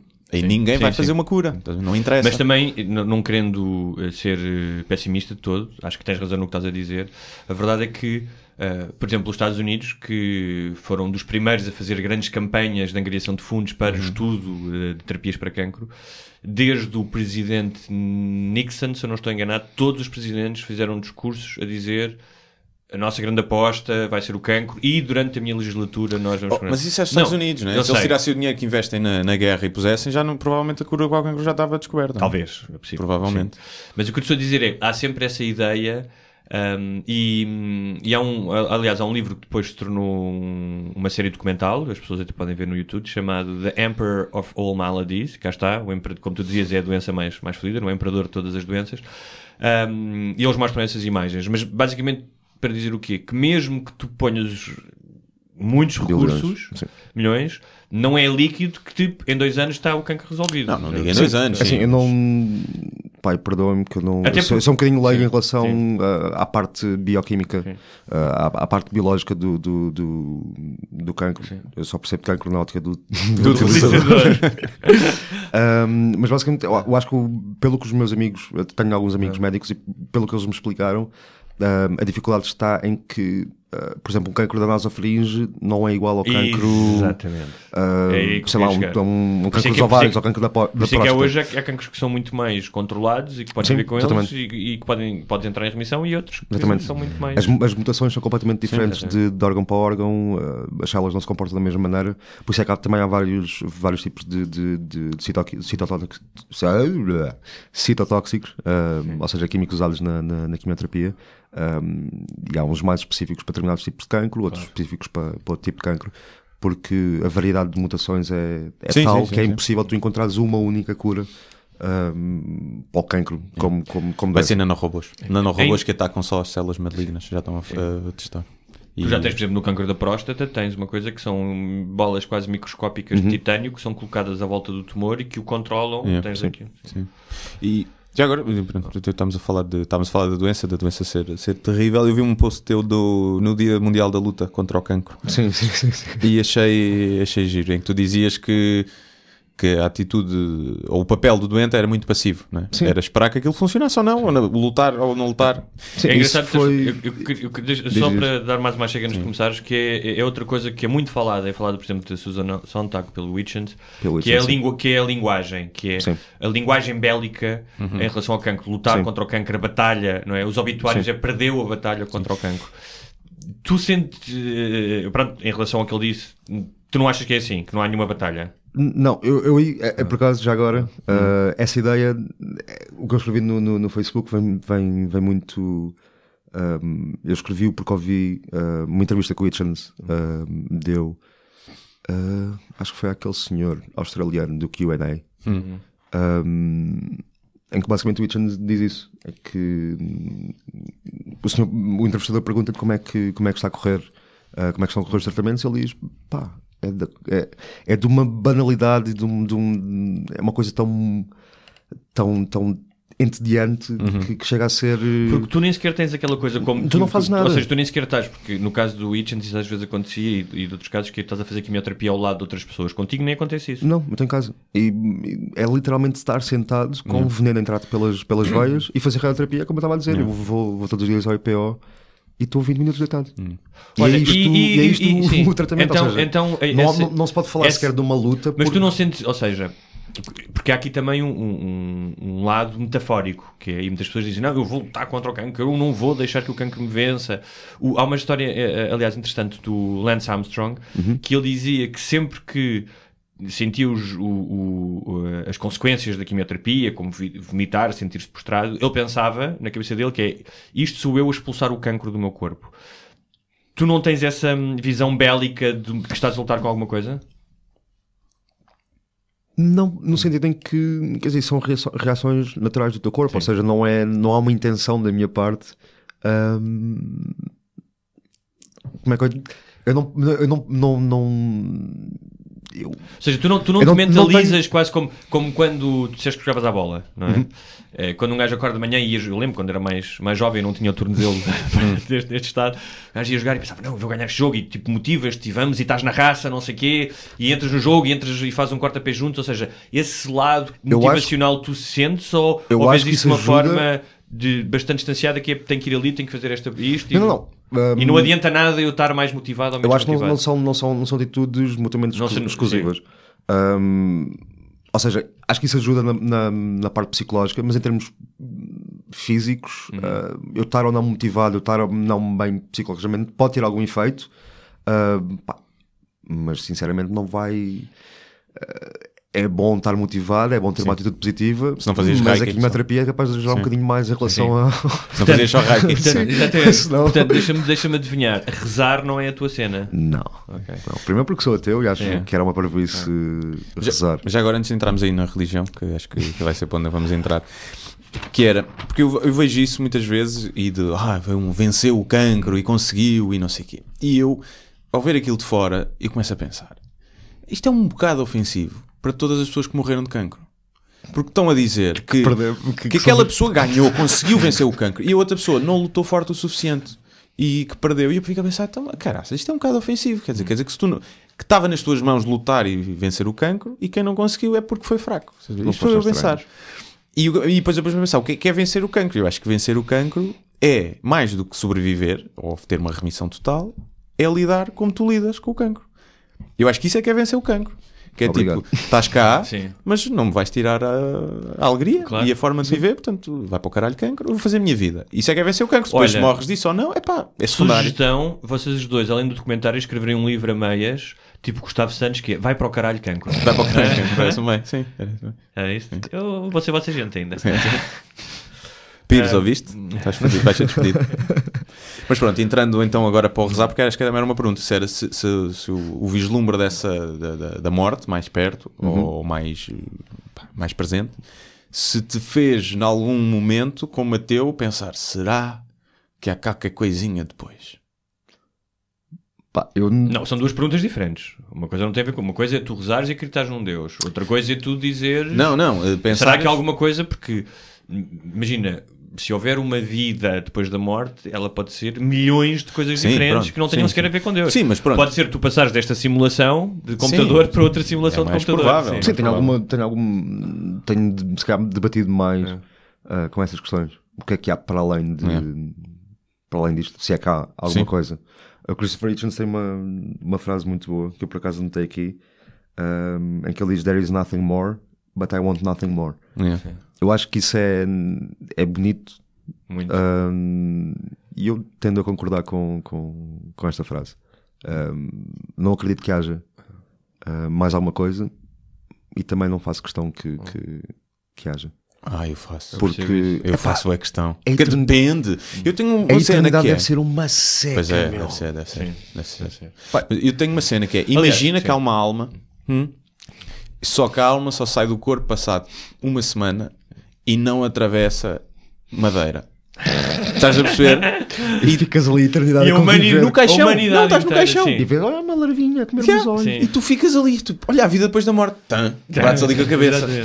E durante Pessoal não pensa. milhares de anos andaram a enterrar gajos, a enterrar pessoas e que agora... Sabes quem é que tem sorte, meu? Os judeus. Os judeus são o quê? Em criptas, não? Não, valas comuns. É valas comuns? Não, Sempre tem companhia, né? Mas esses depois, quando foram desenterrados, não é? Foram todos cá para fora. E a alma vem toda... Sofrer. Enquanto Não os há católicos caixões. que não foram trucidados no Holocausto ainda estão lá no caixão. E queimar? Será que solta? Ou será que não? Ou será que mata a alma? Mas por acaso... O gajo assume muitas coisas sobre a alma. Já viste o Enter the Void? É um filme Eu acho que sim. Gaspar Noé. Eu acho que... Ou tenho lá para ver ou já vi, já não sei. Basicamente aquilo... Mas eu sei o nome. Sem tentar mandar spoilers. É um filme que toca um bocadinho, fala um bocadinho sobre a reencarnação. E ele vê aquilo como o personagem principal morre logo no início do filme. Não estou a spoiler porque isto faz parte do trailer. E depois acompanhas a viagem da consciência, a alma, o que é que tu queres chamar, a viajar por Tóquio. Sim. E se fosse uma coisa desse género, acho que isso é fixe. Sim. Eu acho que se tu puderes conviver com as pessoas que tu gostas e estar com os teus entes, deve ser fixe. Agora, se é uma eternidade em que a tua consciência se calhar anda ali e não podes interagir com ninguém, primeiro vais mudar, vais ficar maluco logo, né? Vais ficar como os malucos que não têm contacto com pessoas. E deve ser pior, andares ali. Imagina o que é, seres lançado para o espaço e não morreres devido às causas naturais e andares no espaço para sempre ali. Mas acho que a partir do momento em que era fixe, se isso acontecesse, que a alma não tivesse essas pequenas fragilidades da mente humana, sim, digamos assim, percebes? Ou seja, estás apenas isso só, como aquela cena que o George Carlin diz, seres um observador. Estás um observador, estás a ver o espetáculo, e pronto, e estás a comentar o espetáculo, a absorver o espetáculo. Isso. O Ultimate Reality Show. Exatamente. Né? Estás a ver o reality show. Isso não era... E a cena é: eu não quero. Será que tu vês tudo? Estás a ver? Eu não quero estar em casa a fazer o que eu tenho que fazer às vezes, porque tenho necessidades, e estarem pessoas ali. Sim. A minha avó, olha a minha avó a ver aquela figura. É uma tristeza. Estás a ver? Não sei, às vezes penso nisso. Mas espero bem que não. Mas pronto. Mas então. Portanto, basicamente o que estás a dizer é que não gostavas que a tua avó na eternidade pudesse ver-te a masturbar, é isso? Sim. Okay. Sim, estás a ver? Não. E quem diz a minha avó diz estranhos. Diz é um pedófilo qualquer que morreu e que está ali a ver. E que tá ali. A tua avó ou um estranho? Preferia um estranho. Okay. Eu por acaso disse que tinha andado a ler bastante sobre cancro e sobre a morte por causa e sobre a vida e sobre o luto. E numa conversa que tive com uma psicóloga que é especialista, acompanha doentes terminais, está nos cuidados paliativos num hospital em Lisboa, ela disse-me essa frase, disse: é um processo muito solitário, porque há uma ausência de espaço para falar da finitude. As pessoas à volta estão mais preocupadas com a sobrevivência, com a esperança. Não há espaço para as pessoas se despedirem. Há uma enorme solidão. Tu já contemplaste a tua finitude e como é que lidas com a esperança dos outros? com os meus amigos eu fiz questão, quando escrevi a mensagem com o diagnóstico e quando pedi para eles não serem condescendentes, uma das coisas que eu disse foi: pá, as probabilidades de eu me safar disto são muito reduzidas. E eu quero que vocês, já à partida, interiorizem bem essa ideia e deem tempo a vocês próprios para interiorizar. Pá, e por favor não me falem em milagres e em recuperações milagrosas, porque a probabilidade disso acontecer é de facto muito reduzida. Então quando as pessoas te dizem tipo, eu acredito e vai lá e não sei, porque é inevitável que alguém tenha esse discurso, é normal, como é que tu te sentes? De certa maneira eu consigo apreciar o gesto, consigo... Bah, é bonito o sítio de onde isso vem, é bonito sentir isso, e toca-me. Mas depois é tipo que é tipo a pastilha do EPA, que só é doce durante os primeiros 5 segundos e depois é falsa. Sim, porque depois percebes que a coisa de estás a agarrar a falsa de esperanças. Uma coisa que não Sim, eu na altura, antes de convidar o Tiago aqui para o podcast, falei nisso e tivemos uma conversa um bocadinho curta, mas mais para saber, porque eu só sabia por outros, não sabia. E foi uma das coisas que eu lhe disse, foi, nunca sabes, tipo, imagina, nos próximos 2-3 anos pode aparecer alguma forma de tratamento e não sei o quê. E portanto eu fui uma dessas pessoas e ele disse logo, nem penso nisso. Mas é uma necessidade que as pessoas têm logo de dizer Sim, porque eu também acredito que seja... Tipo, não desistas. Nunca te passou pela cabeça não fazer tratamentos? Ou só como não foram muito agressivos? Não, mas já ponderei, óbvio que já pensei sobre isso. Numa fase mais tardia. Pois, sim. Se chegar a um ponto em que o sofrimento causado pelo próprio tira-te a qualidade de vida toda. Começa a tirar qualidade de vida e começa a ser ainda pior do que a doença, mas acho que é o procedimento normal. Sim. É basicamente chegar a um ponto em que uma pessoa basicamente é alimentada a morfina e analgésicos. Mas deve haver ali uma janela de tempo que ainda é fixe de mais morfina. Quando não estás muito doente, não estás muito debilitado, dizes, agora estou aqui na morfina. Dê-me uma morfinazinha. Mas por outro lado, também, lá está, é daquelas coisas que, como sei que o prazo é curto, mas não sei quão curto é o prazo. Portanto, sinceramente, é daquelas coisas que não me ocupa. Okay. Assusta-te mais a finitude? O que dizia o Hitchens, como é que ele dizia? There is nothing more. Ok, o nothing more. Ou a dor física e a decadência física? A dor física e a decadência física. Porque eu acho que o Saramago tem uma frase que acho que é naquele documentário que é o José Pilar, em que ele está a falar sobre a morte, que há uma altura em que o Saramago vai para o hospital e eles acompanham isso. Eu não quero estar a citar mal o Saramago. Mas ele tem uma frase que é uma coisa do género: a mim não me assusta morrer, assusta-me não viver, ou assusta-me não estar vivo. Okay. Eu acho que estar vivo é o contrário de estar morto, não é? Tinha que ser. Depois de citares Saramago, citas Lilica nessas. Lá está, muito erudito, muito eclético. E basicamente acho que estar vivo passa muito, aliás, acho que só podes dizer que estás verdadeiramente vivo quando tens qualidade de vida. E essa qualidade de vida passa obrigatoriamente por estares bem, por estares bem psicologicamente, por estares bem fisicamente. Portanto, a partir do momento em que... Diz-me uma coisa, tu já pensaste nisso? Ou seja, já pensaste nisso? Claro, já me parece que há duas coisas aqui, que é preferes falar as coisas sem paninhos quentes, não é?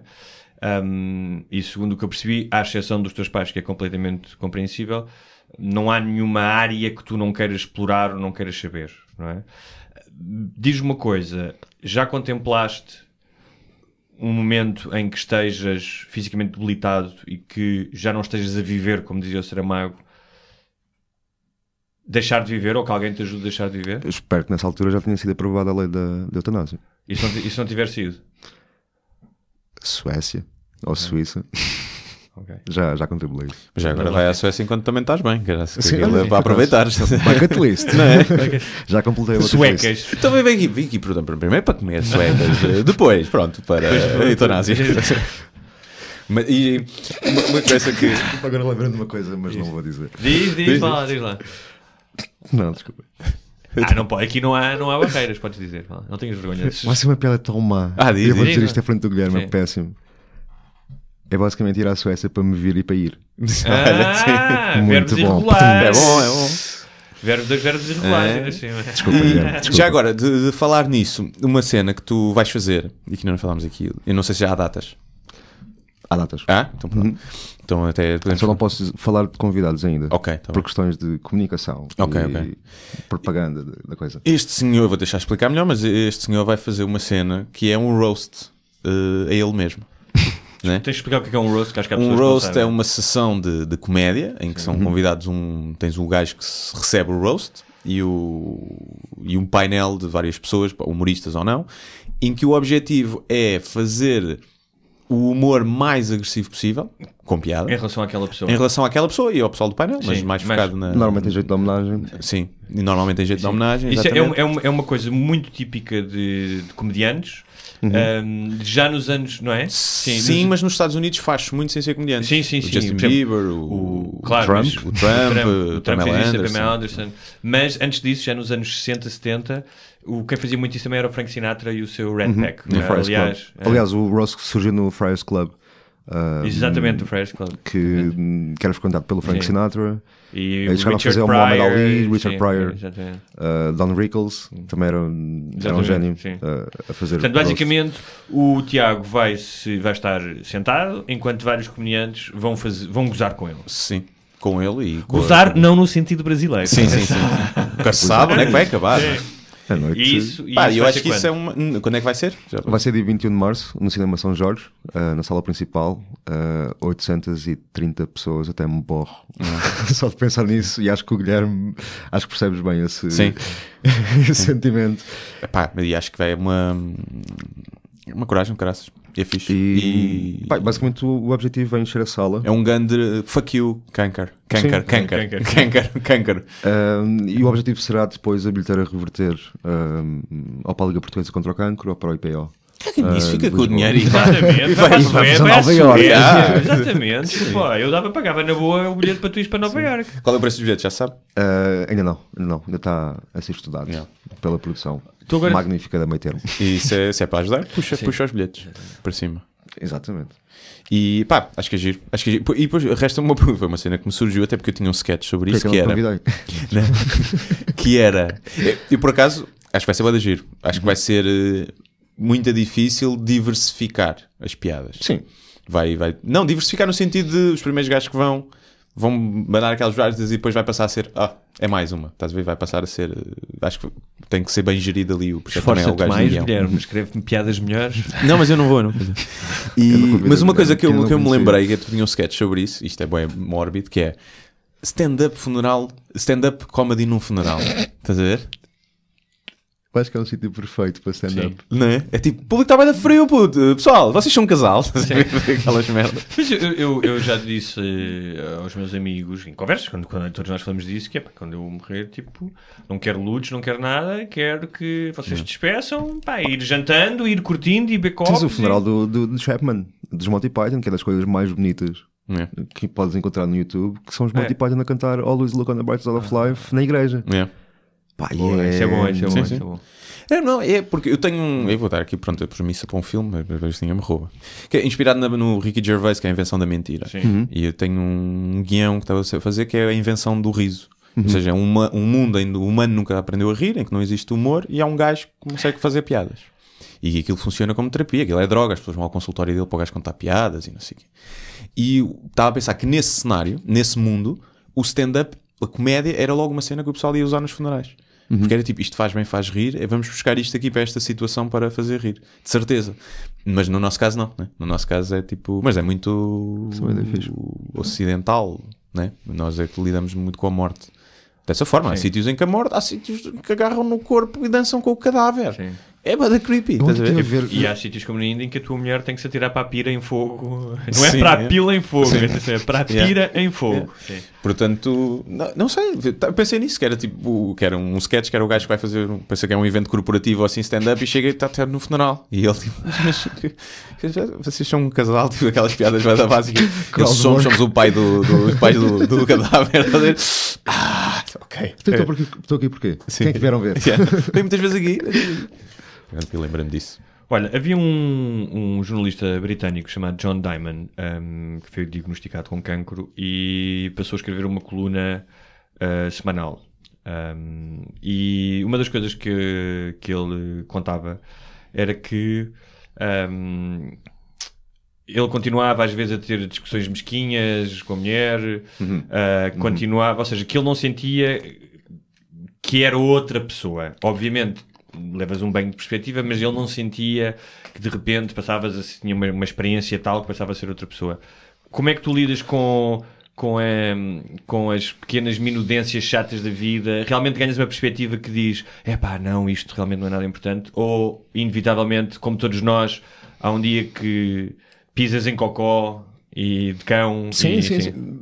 Sinceramente, acho que ganha uma perspectiva mais relaxada em relação a pequenas coisas, a pequenas trivialidades. Deixa de dar importância, porque não vale a pena estar a despender o meu esforço. Mas de vez em quando, óbvio, no outro dia, uma coisa muito estúpida. Deixei meia pizza, encomendei uma pizza e deixei metade da pizza. E a minha irmã comeu uma fatia e eu passei-me com a minha irmã. Percebes? Não se rouba comida a pessoas com cancro. Ao menos pedias, estás a ver? Ao menos pedias, ao menos perguntavas, era na boa, mas dizias, não é tipo no dia seguinte quando eu quero comer aquela pizza e falta-me uma fatia. Chateei-me. Acontece de vez em quando. Minha cadela ontem roubou-me fiambre da bancada da cozinha. E eu ouvi um barulho, fui à cozinha e eu tinha um fiambre e estava lá rúcula também. E então estava ela com um fio de rúcula, assim a olhar para mim, como que diz, não fui eu. E eu não tinha o fiambre, ficou toda encolhida. Depois eu levei-lhe fiambre. E ela não, dei-lhe assim à boca. E ela, não, isto é uma armadilha. Ficou assim a olhar para mim, pus-lhe em cima do nariz e ela arregalou os olhos para trás, mas não comeu aquilo. Portanto, ela sabe que fez merda, mas faz na mesma. Mas sim, mas uma coisa que tu tinhas dito, e que era que antes eras mais estressado e que até chegaste a ter ataques de ansiedade e que depois mal soubeste o diagnóstico isso desapareceu, não é? Sim. Eu acho que é uma coisa, eu acho que é um bocadinho paradoxal, mas que de facto me aconteceu. É estranho estar a falar em paz de espírito quando eu percebo o que estás a dizer, mas eu não acho. Quando se sabe que uma coisa tão grave está a acontecer. Mas de facto, isso aconteceu-me. Não sei porquê, não consigo explicar racionalmente. Mas sei que psicologicamente ando muito relaxado, muito tranquilo. Não sei porquê, não te consigo explicar. Uma vez o Stephen King, o escritor... Mas não te sentes dormente? Não é dormência. Não é apatia. Não é apatia. Não é apatia. Sim. Simplesmente sinto-me vivo e relaxado em relação à minha existência, à minha presença aqui. O Stephen King foi atropelado. Uma vez ele corria todos os dias e foi atropelado e deixaram foi um hit and run. E durante a recuperação ele já estava quase bom, mas estava em casa e começou a ver o Titanic e que chorou imenso. E diz, porra, a pancada do carro fodeu-me o cérebro. O que eu te pergunto é, tornaste-te mais sentimental? Tornaste de repente mais vulnerável à beleza das pequenas coisas e a comover-te com ela? Sim. Eu lembro-me, foi logo depois de ter voltado para Portugal. Foi mais ou menos na altura dos incêndios em Portugal. Eu lembro-me de ver as reportagens em que vi as pessoas a Judite com o cadáver ao lado. Isso não, mas sei lá, as pessoas tipo a fugirem, deixar a casa para trás. E eu não sei porque, eu dei por mim a ver televisão e a chorar, de tão emocionado e tão consegui, não sei como nem porquê. Mas aí também, tu aí estás a falar de um caso que cria empatia a toda a gente e que é realmente suscetível de também criar emoção. Emocionado, não tanto com as imagens, com os testemunhos. Aquele pai que se safou e que morreu a mulher e os filhos porque ele foi tentar e eles ficaram lá, essa merda vai pesado. Mas estava a falar mais de questões do dia a dia, tipo, de repente olhares para uma Joaninha, pôs na tua mas olhas à praia e também. Sei lá, ou seja, estar mais atento à beleza que nos rodeia e menos metido na roda do ratinho. Sim. Sei lá, já dei por mim olhar para coisas banais. Sei lá, eu moro em Almada, portanto atravesso a ponte 25 de Abril muitas vezes. E a vista em cima da ponte para Lisboa é bonita. Tens uma vista bonita. Consegues ver Belém, consegues ver quase até Cascais, depois para o outro lado consegues ver muita coisa. E já dei por mim a pensar do género, isto até é giro, isto até é engraçado, vou ter saudades desta coisa. Acho que é no final do Manhattan, o Woody Allen faz uma lista de coisas pelas quais vale a pena viver e fala das peras pintadas por Cézanne, fala do Potato Head Blues de Louis Armstrong, fala depois do sorriso da Marilyn Hemingway, que é a última coisa que ele dizia, o sorriso da Marilyn Hemingway, que era a personagem. Quando tu pensas nas coisas pelas quais vale a pena estar vivo, o que é que te vem à cabeça? Não sou tão erudito como o Woody Allen. Gajas. Isto vai ser... Sim. Uma lista de clichês. Mas é verdade. A amizade. Acho que é uma coisa que eu prezo bastante. E é bonita. Estou a tentar elaborar. Queria tentar elaborar um bocadinho mais, mas não sei, acho que a amizade é das coisas mais bonitas. Isto está a soar tão fundo. Mas é verdade. Aliás, porque a maioria das pessoas, quando lhes fizeram perguntas à beira da morte daquilo que lhes tinha dado mais felicidade, e estudos com pessoas mesmo saudáveis, uma das coisas que faz as pessoas mais felizes é estar com as pessoas de quem se gosta. É uma evidência. Não vejo... E o maior arrependimento era não ter estado exatamente, em prol do trabalho, tipicamente. Claro. E portanto, a amizade neste caso é uma forma de amor, não é? Nós temos, temos muita tendência a circunscrever a experiência do amor com o amor romântico, que eu acho que é um erro total, porque há milhares de formas de amor. Eu acho que a amizade é até uma forma mais elevada, uma forma elevada de amor. Porque portanto, é um bocadinho mais altruísta do que o amor romântico, uma relação sexual. Não ficas, ninguém fica amigo porque já somos amigos há tantos anos, já estamos conformados com a amizade. Vou arranjar um amigo. Quando chega essa parte, os amigos um amigo muito mais giro do que tu e mais novo. Não é? Enquanto nas relações, eu diria que a esmagadora maioria das pessoas acaba por ficar por causa disso. Mais uma vez eu vou citar alguém e eu vou assassinar completamente a frase. Acho que é o Bukowski que diz... que a amizade é a habilidade de conseguir conciliar as idiosincrasias da vida. E tu consegues encontrar um grupo de pessoas em que tens uma mixórdia gigante de idiosincrasias e de maneiras diferentes de ver o mundo, que de alguma maneira tem os valores base são os mesmos, não é? São idênticos, e isso acaba por ser suficiente para aguentar uma relação interpessoal durante bastante tempo. Pelo menos eu falo do meu caso, do caso dos meus amigos, que, como eu estava a dizer há bocado, alguns já conheço há mais de 22 anos, e que nós fazemos sempre um esforço para estar juntos todas as semanas. Ou pelo menos, sei lá, 2 vezes por mês. Eles agora esforçam-se mais. Ou não? Notaste isso? Tic-tac. Já ninguém se corta ao jantar. Puto, não vou poder ir ao jantar. Olha, tenho cancro. Então vou, pronto. Olha, eu acho isso muito bonito mesmo. Sim, eu também acho que é aquela cena das tuas experiências. Não tiveres ninguém para contar as tuas experiências, não valem muito. Eu antes tinha muita ideia de que é viajar sozinho, deve ser giro para te descobrir e não sei o quê. Mas eu fui uma semana sozinho a Londres e é tipo, passado 2 dias. Também foste um sítio onde estar sozinho é tramado. E tentaram-me violar um gajo na primeira noite, né? Portanto não foi logo amizades. E não sei, acho que é o não teres ninguém para dividir, seja os amigos, seja a família, seja a namorada ou o que seja. E as coisas não contam. Mas em relação ao amor romântico, porque todos nós somos tentados por ele, como tu já explicaste aqui na tua situação, há uma preocupação da tua parte de não criar laços com outra pessoa, até se calhar mais pela outra pessoa do que por ti. Sim. E porque já pensaste se haveria sempre uma dúvida de até que ponto aquela pessoa estaria contigo certamente por amor, mas por um sentido de dever ou não? Achas que esse sentido de dever mitigaria o amor dela por ti? Tu não gostavas que ninguém fizesse uma espécie de missão? Pois é isso. Isso também é um lado que... E tens pessoal assim. Tens pessoal assim. Isso também é uma parte que me preocupa. A partir do momento em que estás com alguém, partes do princípio que...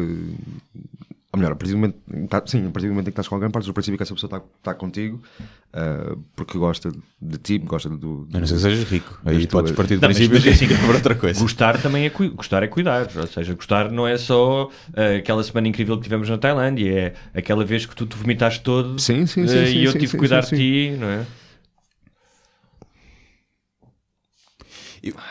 Mas eu acho que é difícil tu, quando tens essa doença, não atraís o tipo errado de pessoa. Ok. A pessoa que te quer salvar. A pessoa Ou que te quer salvar, a pessoa ser que a Madre gosta Teresa de Calcutá. e Sim. gosta de ter pessoas que dependam dela. Ok. Tu tens Ou seja, isso, tens homens e com isso mulheres. não é claramente o teu género. Não é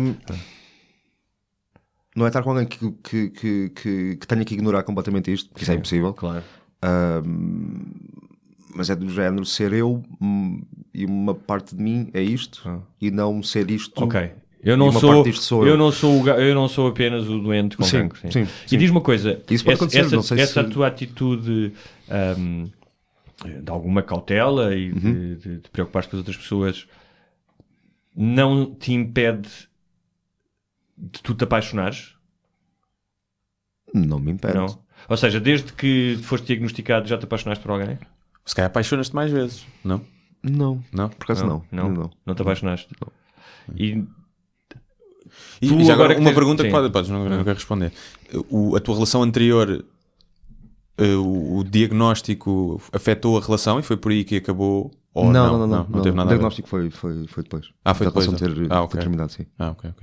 Ou seja, mas desde que foste diagnosticado nunca tiveste uma relação duradoura de muito tempo? Não. E filhos? E filhos? A fila anda, como dizem os brasileiros. Não, mas uma pergunta pode ser que é, filhos. Eu, por exemplo, eu nunca quis ter filhos, portanto não está nos meus pensamentos. Tu gostavas? Eu gosto de pessoas pequenas. As pessoas pequeninas. Porquê que não contratas um anão então? Para te fazer... Mas é pessoas em miniatura. É uma cena da bucket list, né? Que é mais chata de... Mas está, isso, eu também acho que isso depois acaba por entrar um bocadinho no território do egoísmo. Do egoísmo, porque a partir de agora, se tivesse um filho, melhor das hipóteses, eu consigo estar vivo durante mais 10 anos. Saberia que a partir era um filho meu que com 10 anos ficaria órfão de pai. E não estou a dizer que seja obrigatório ter uma família tradicional com pai e mãe. Mas ele depois ia ser educado por um labrego qualquer. Padrasto mau. Mas... Não, sim, eu percebo isso. Mas deve ser uma negociação difícil, que é, eu até gostava, mas é boa egoísta. Sim. Para outra pessoa. Mas se calhar vai ser sobrinho. Tens que apressar a tua irmã. Sara. Sara. Tens que apressar a tua irmã, porque acho que aí pode ser uma cena de... Sim. Falando em filhos, a questão do sexo, que é, o sexo é metaforicamente e literalmente uma espécie de combate contra a imortalidade. Literalmente porque tu estás a criar, ou seja, podes ter filhos, portanto estás a passar o teu código genético. Metaforicamente porque o gesto em si, até o próprio gesto do orgasmo e o gesto físico é um gesto de sentir-te vivo e de combateres a mortalidade. O sexo mudou para ti desde que tu estás doente, de alguma forma? É inexistente, portanto.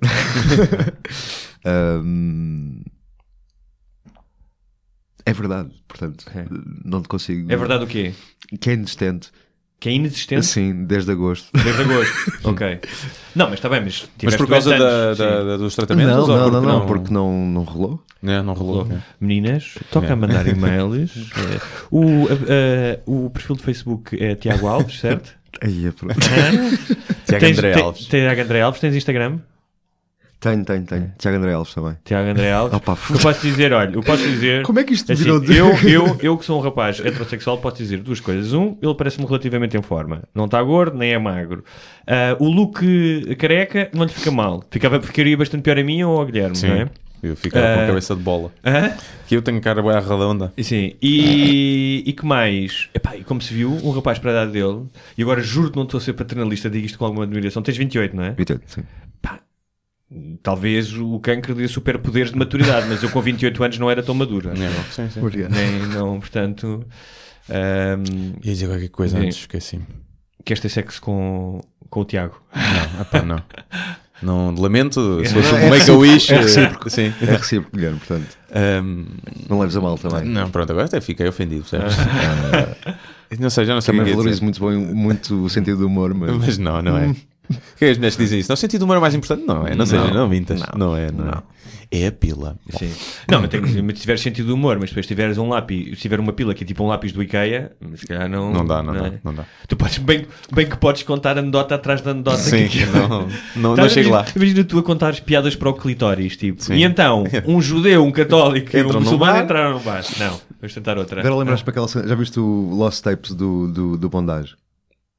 Acho que não. Pá, cá há uma entrevista que ele pergunta a alguém, já não lembro quem, porque é que gostas mais de um homem?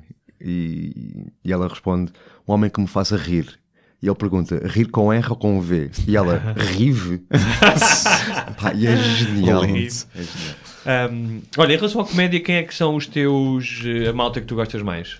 Quem é que são assim os teus os grandes ídolos? Estás bem preparado, com uma listinha. Okay. Pá, sem dúvida nenhuma, George Carlin. Sim. Tem que estar no topo da lista. Yeah. Depois Louis C.K. Apesar de tudo, É o que é, não é? a obra dele sim. é genial. E não há maneira de negar isso.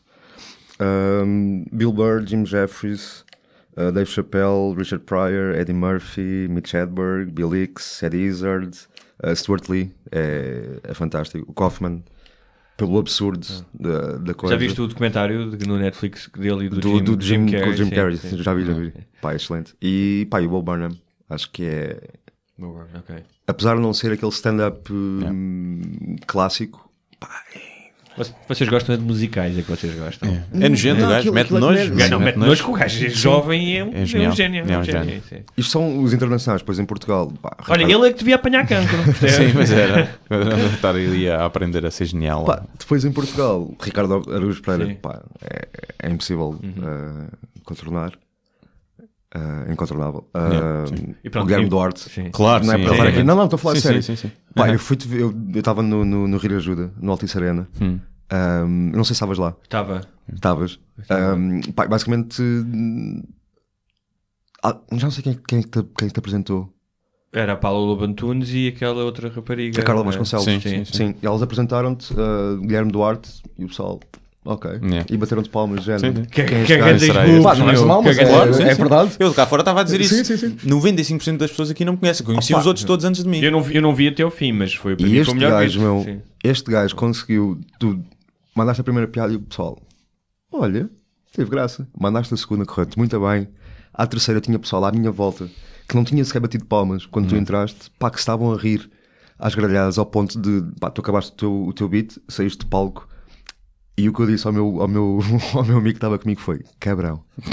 Pá, Não, porque mas foi, sabes- tu conseguiste, desculpa, tu basicamente conseguiste entrar no Altice Arena para 14 mil pessoas. Não, Estavam estavam lá? dando 7 mil. 7 mil? Sim. Só? Sim, aquele estava no palco a meio. Ok, tá bom. Já não tem tanto valor. Pá, e entraste como um completo underdog. Sim, Estavas sim. ali a vir de baixo. Sim, Pá, mas e conseguiste dominar Sim. e conseguiste Mas sabes, trazer o público contigo. Pá, e foi mas eu incrível. vou-te ser E não muito é por causa sincero, aqui- Muito obrigado. porque eu acho que eu disse isso, aliás, depois no dia seguinte telefonei,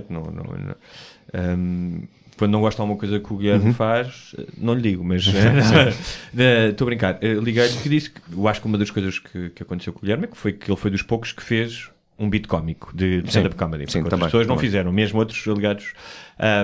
E eu concordo com o que tu dizes, que houve muita gente que ficou surpreendida e acho que o beat resultou muito bem. Mas, e é ótimo que estas pessoas tenham conhecido o Guilherme Duarte, mas eu não sei, se calhar vou ser um bocadinho cabrão, mas eu não sei se muitas dessas pessoas não continuam a preferir o gajo que chega ao palco e que diz "É Benfica! E Sporting!" Sabes? Sim, Percebes? eu não percebo sei, o que estás a dizer. Sim, sim, eu não estou a dizer estás isto por nenhuma maldade, estou a dizer, para mim é uma mas evidência. Quem prefere isso nunca vai ser o... Pá, pelo menos o público que eu quero. Claro. Eu até posso apanhar, porque tenho beats que são muito mais, tipo, tenho 7 minutos sobre cocó, né? Sim. Isso é que é uma cena mais transversal. Mas, ou seja, tu não vais ganhar esse público. É público para todas as cenas. Sim, mas eu acho que acaba por acontecer sempre. Eu acho que o Gervais e o Seinfeld falam disto no Talking Funny. que é, tens essa malta que faz uma coisa, não lhe vou chamar humor fácil, mas que, mais abrangente, digamos mais assim. generalista. Mas a partir do momento em que vem uma coisa diferente, vem um humor num nível um bocadinho assim acima, percebem que há uma diferença. Sim. É tipo, e tu agora consegues sentir no próprio riso que há um riso que vem mais de... Não, isso é como mais da barriga, percebes? Ou seja, eu e é o que levas lá para fora. Com a questão da música, não é? Eu, quando era mais jovem, os meus gostos musicais eram mais abrangentes e depois tu vais aprendendo coisas e vais encontrando os teus nichos. E às vezes é o contexto, imagina, tu até podes rir mais da cena ou bater mais palmas, fazer mais barulho com a cena. Como é que é da Benfica? Quem é que é da Margem Sul? Mas depois, quando vens cá para fora, não vais dizer, bem, aquela do gajo sobre a margem de perguntar quem é que era a Margem Sul é que bateu mesmo. Não, claro. Estás a ver? Tu até pode ter tido mais impacto no momento, mas depois vais cá para fora e às vezes tu até vais buscar as piadas, que não foram as que riste mais, mas aquelas que fizeram-me pensar um bocadinho. Eu acho que o humor é para isso, não tenho presunção, há pessoal que diz, não, o humor é só para rir. Sim, mas não é. Não é, e acaba por ser claro o que fica. Por isso é que nós gostamos todos do Carlin, claro. Porque ele nos fazia pensar para além de rir. Eu acho que a questão às vezes nem sequer é o pensar, porque tu podes nem sequer perceber muito bem do que é que... Sim, não é o pensar de mudar as opiniões, isso não. Mas é de... Olha, fez-me ir para ali, para aquele caminho. E até pode ser uma piada completamente... Não direi vazia, mas uma piada simples. Mas se eu noto que há um subtexto, se eu noto que a piada está a funcionar como uma metáfora, como uma analogia, ou que há um pensamento para além da piada em si, isso faz-me rir com mais gosto. O Carlin então era mestre na linguagem, sim, não é? Sim. Mas eu acho que gajos como o Carlin, especialmente, mas outros também, o que eles fazem, às vezes são um bocadinho como uma gota de LSD, que é abrem-te portas para outras coisas que tu se calhar até já podias ter contemplado, mas nunca pensado com o mesmo tipo de eloquência, não é? Outras que não pensaste, e eu acho que isso é incrível. Alguém que te vai abrindo portas para tu ires conhecendo novas coisas e para te questionares, não é só conhecer novas coisas, é questionares quem és e aquilo em que acreditas. Epá, eu acho que isso é... Sim, acho que o Carlin foi o único que teve esse efeito em mim, de todos os comediantes. Há outros que eu gosto imenso, mas foi o único que teve esse... Ou seja, eu consumo o Carlin como um filósofo, claro. Um pensador, que por acaso tinha muita piada e fez-me se calhar ponderar, e é a única cena que eu vou ver se calhar várias vezes. Sim, já sabes de cor, já sei de cor. Não vês para te rir. Sim, vejo porque é tipo. Vês para te vir. Sim. Não, e encontrar, por exemplo, o beat sobre a abstenção dele foi a primeira vez que eu vi alguém expressar aquilo exatamente que eu sinto. Estás a ver? E com piada. E ter coragem de tocar naquele tema e de dizer exatamente o que eu sinto. E porque é sempre difícil. É tipo, porque é que... eu exercei o teu direito. Já tivemos essa discussão aqui. E eu tipo, não, olha, é isto que eu sinto. Toma aqui estes 5 minutos ou 10 minutos. Eu que não voto não tenho culpa nenhuma. Porque quem vota... Sim. É tipo, toma isto. Ok, que pode ser discutido de outras formas e aquilo está ali também feito para ter piada e usa muito exagero. Mas está ali. Ou seja, eu encontrei ali em muito do que o Carlin disse, e eu comecei a ver o Carlin. Eu descobri o Carlin, estava a ver o Conan, acho eu. E tinha sido no dia que o Carlin morreu e mostraram 5 minutos dele, o beat da religião, acho eu. E eu tipo, foda-se, que é isto? E fui ao YouTube e vi vários, depois comprei os DVDs todos dele. E, portanto, isso foi em 2007. Ele morreu em 2008. 2008. Portanto, já foi... Desculpa. Ele lançou It's Bad For You em 2006, acho eu. 2007. Ele morreu em 2008, sim. Portanto, já foi há 10 anos. Eu não fazia no stand-up nem nada disso, mas e tinha 23 anos. E eu descobri ali muito do que eu pensava, ali refletido. Eu por acaso tive sorte porque o Carlin foi o primeiro contacto com comédia internacional. Não sei se era o Conan, nem sei se era o Daily Show que dava. Sim. E o Seinfeld que dava na Cicomédia. O Carlin acho que foi o primeiro contacto que eu tive com stand-up, propriamente dito, através do YouTube. E começar logo pelo Dom Perignon da comédia. Sim, eu também acho que foi quando eu me comecei a interessar. Eu antes disso tinha visto que Dan Cook, pá aí, estás a ver? E era tipo, está giro, estás a ver? É diferente, o gajo da entrega dele é tipo, pronto, mas nada de cenas mundanas, pronto, nada de desafiador em termos de pensamento. Já alguém disse vou rezar por ti? Sim. Tenho uma tia muito religiosa que me liga praticamente todas as semanas e diz isso. Ai, tu não lhe ligas de volta, tia, tem que rezar mais. Começa a rezar 2 vezes por semana, que isto não está a dar. Fazes uma pressão. É assim, eu não tenho problema nenhum. Claro, também, crença individual. Claro. Se é uma forma dela sentir melhor. E é uma forma dela lidar também com isso. Tudo bem, a mim, eu sinceramente acho que não tem. entre um terço e uma bombinha de quimioterapia, eu prefiro a bomba de quimioterapia. Acho que resulta, até agora tem resultado melhor. Não, e acho perfeitamente coisa, a não ser que te digam tipo, tens é que rezar senão não ficas bom. Aí é que passa a ser. Por falar em drogas, o consumo de cannabis para lidar com os sintomas da quimioterapia, não? Ainda não experimentei, sinceramente. Realmente, este homem tem uma oportunidade. Não, ainda não experimentei, mas por que não? Ok. Não sou. Sim, mas porque nunca consumias antes? Nunca tinhas... Não, busquei consumir, não era assim um consumidor. Sim. Já provaste, sim. Já provaste. Sim, já fiz uma degustação. Não, estou a dizer, imagina, estás que supostamente é bom para os enjoos, não é? Supostamente, sim, e não sei o quê. Eu preferia fumar uma ganza do que ficar enjoado. Ah, sim. Sim. Sim. Okay. Olha, não sei se tinhas pedido ao Tiago para ele trazer uma comichão. Sim, tinha dito aquilo, coisas que te alguma irritam. Comichão? Não trouxe assim uma comichão específica. Deixa entrar o jingle. Vamos entrar o jingle. Morre, diabo! Quero que você se foda, seu filho de uma... Coisas que nos fazem comichão. Isto vai tocar um bocadinho no tema que já tínhamos falado antes. Que se passam aquelas coisinhas que primeiro me chateavam. Tipo no trânsito. Pá, eu passava-me no trânsito mesmo. E agora? Ou seja, de gajo a fazer terapia por causa do road rage, basta terem cancros. Deixam de se irritar no trânsito, já viste? É fixe. Isto passou a ter a minha... Sim. Portanto, o trânsito deixou de sim, o trânsito tem aquelas coisas triviais, mudanas que nos vão acontecendo. Pá, sinceramente deixaram de ter qualquer importância. Não me chatei tanto. E uma coisa que te chatei, mas uma coisa que ainda agora que seja tipo... E que não seja, pode ser ou não relacionado com a doença, mas que não seja. Se não tiver, melhor. Para além de ser a tua irmã a comer-te as chatias da pizza... Também não tem que ser apenas uma coisa pequena, pode ser a fome no mundo. Nada irrita esta onda. Este é o mestre Zen. Eu devia ter vindo mais preparado. Eu por acaso também não pensei em nenhum. Tu pensaste em alguma? Não, por acaso não pensei em nada. Buracos na calçada. Exatamente, ia dizer isso. Buracos na calçada. Porque agora vou sair daqui e provavelmente vou ao hospital. Sim. Aqui está a ficar pior. Está a ficar pior. Está aqui com uma... Deste cabo dos ligamentos. É possível. E agora, olha, é amputar a perna, de joelho para baixo, a partir. Corta as duas, fica assimétrico. Não faz sentido andares. Se fosses tu, chegavas lá e dizias ao médico: oh, doutor, isto é cancro. Eu tive a fazer um programa com um gajo que tem cancro e de certeza que ele me pegou e eu tenho cancro na perna. Mas eu não dizia isso, mas eu dizia que, porque usar os entorces, que às vezes rasgam vasos sanguíneos, é a pessoa que morre. Por causa disso, não é tratado. Eu já tive um entorce, mas sem ficar este roxo. Eu, queres ver? Queres ver que eu vou quinar alguma entorce? Existem tantas pessoas que morrem de entorce. Exatamente. Eu acho que o próximo programa vamos entrevistar uma pessoa que teve um entorce e que está muito a mal. Sim. Coisas que me irritam, que me fazem comichão. Também não pensei assim em nada para hoje, mas vou para máquinas de ML avariadas. E sabes que, por exemplo, nós também... Tenho a app, mas ainda não a carreguei. É que no outro dia vi-te a fazer um elogio à ML por causa da app. Não fizeste? Que metias do telefone não sei o quê? Não, a app é gira. Sim.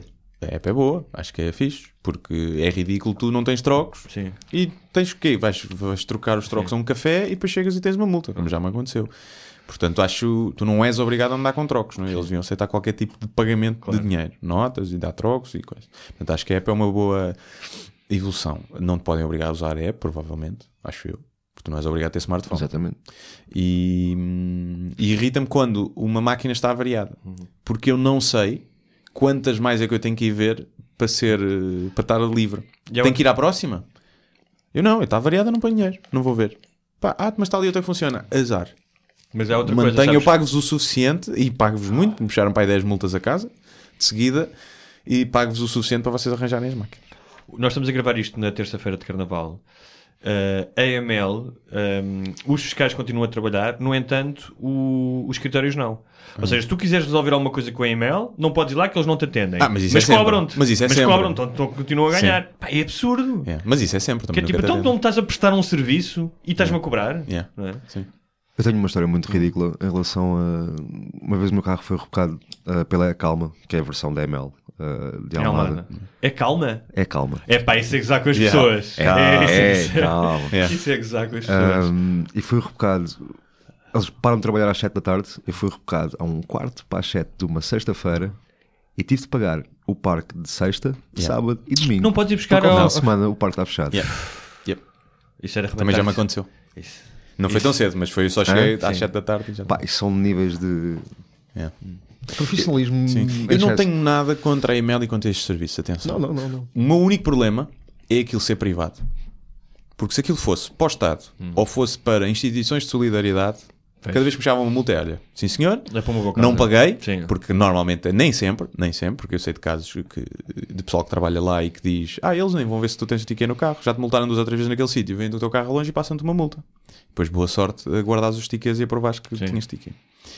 Portanto, já para não falar disso, também podem ser mais mitos do que outra coisa, se bem que foi dito por pessoal que trabalhava lá, é o dinheiro ir para uma cena privada que gere uma coisa. O Estado paga um espaço público em que tu já pagas os teus impostos e ao menos fosse para uma instituição. Estás a ver? É como uma multa, um excesso de velocidade. Olha, se eu puder pagar uma instituição, sinto-me melhor. Estás a ver? Olha, não contribuo tanto, contribuo dessa forma e acho que as pessoas não se importavam tanto. Ou que fosse para o Estado para realmente depois usar nos transportes públicos ou nas obras da coisa agora e para uma entidade privada. Isso é que me irrita. Que ganham à comissão. É? Ouvi dizer que sim, em termos de multa. Olha, é calma. Mas ser trabalhador da email deve ser horrível. Pois deve. Atenção, deve ser horrível mesmo. Portanto, eu tenho muita empatia por eles e sempre foram simpáticos para mim, mesmo quando eu tive de desbloquear o carro e deram-me dicas para pronto. Muito bem. Acho que vai longo o programa, não é? 1h45. Bateste o recorde, batemos os recordes. Já tivemos uma de 1h45, acho. Já? Acho que não. 1h40. Acho que não. Não? E olha, relembrar as pessoas só o Roast. O Roast, dia é verdade. 20 de março, Cinema São Jorge, Sala Manuel Oliveira. Mas portanto ainda não estão à venda os bilhetes? Em princípio vão ficar à venda esta semana. Ok. Pronto, mas nós vamos fazer, depois nos próximos programas vamos lembrar as pessoas. Sim. Olha, dirias que é indicado para pessoas, qualquer tipo de pessoa, pessoas que têm familiares com cancro, pessoas que perderam familiares para o cancro, pessoas que têm cancro, pessoas no geral, com sentido de à humor. partida sentem que vão ficar ofendidas com piadas sobre o cancro. Não vão. Qual é que foi? Mas há esse risco, não é? Pessoal, olha, isto reverte a favor, vamos ver, e nem veem o que é roast, não sei o que então desde que comprem o bilhete depois vão-se embora. Não vão. Não venho. Então, mas pode acontecer. Pode acontecer. Qual é que acontecer mais giro? Para terminarmos numa nota humorística, qual é a melhor piada que já ouviste sobre cancro?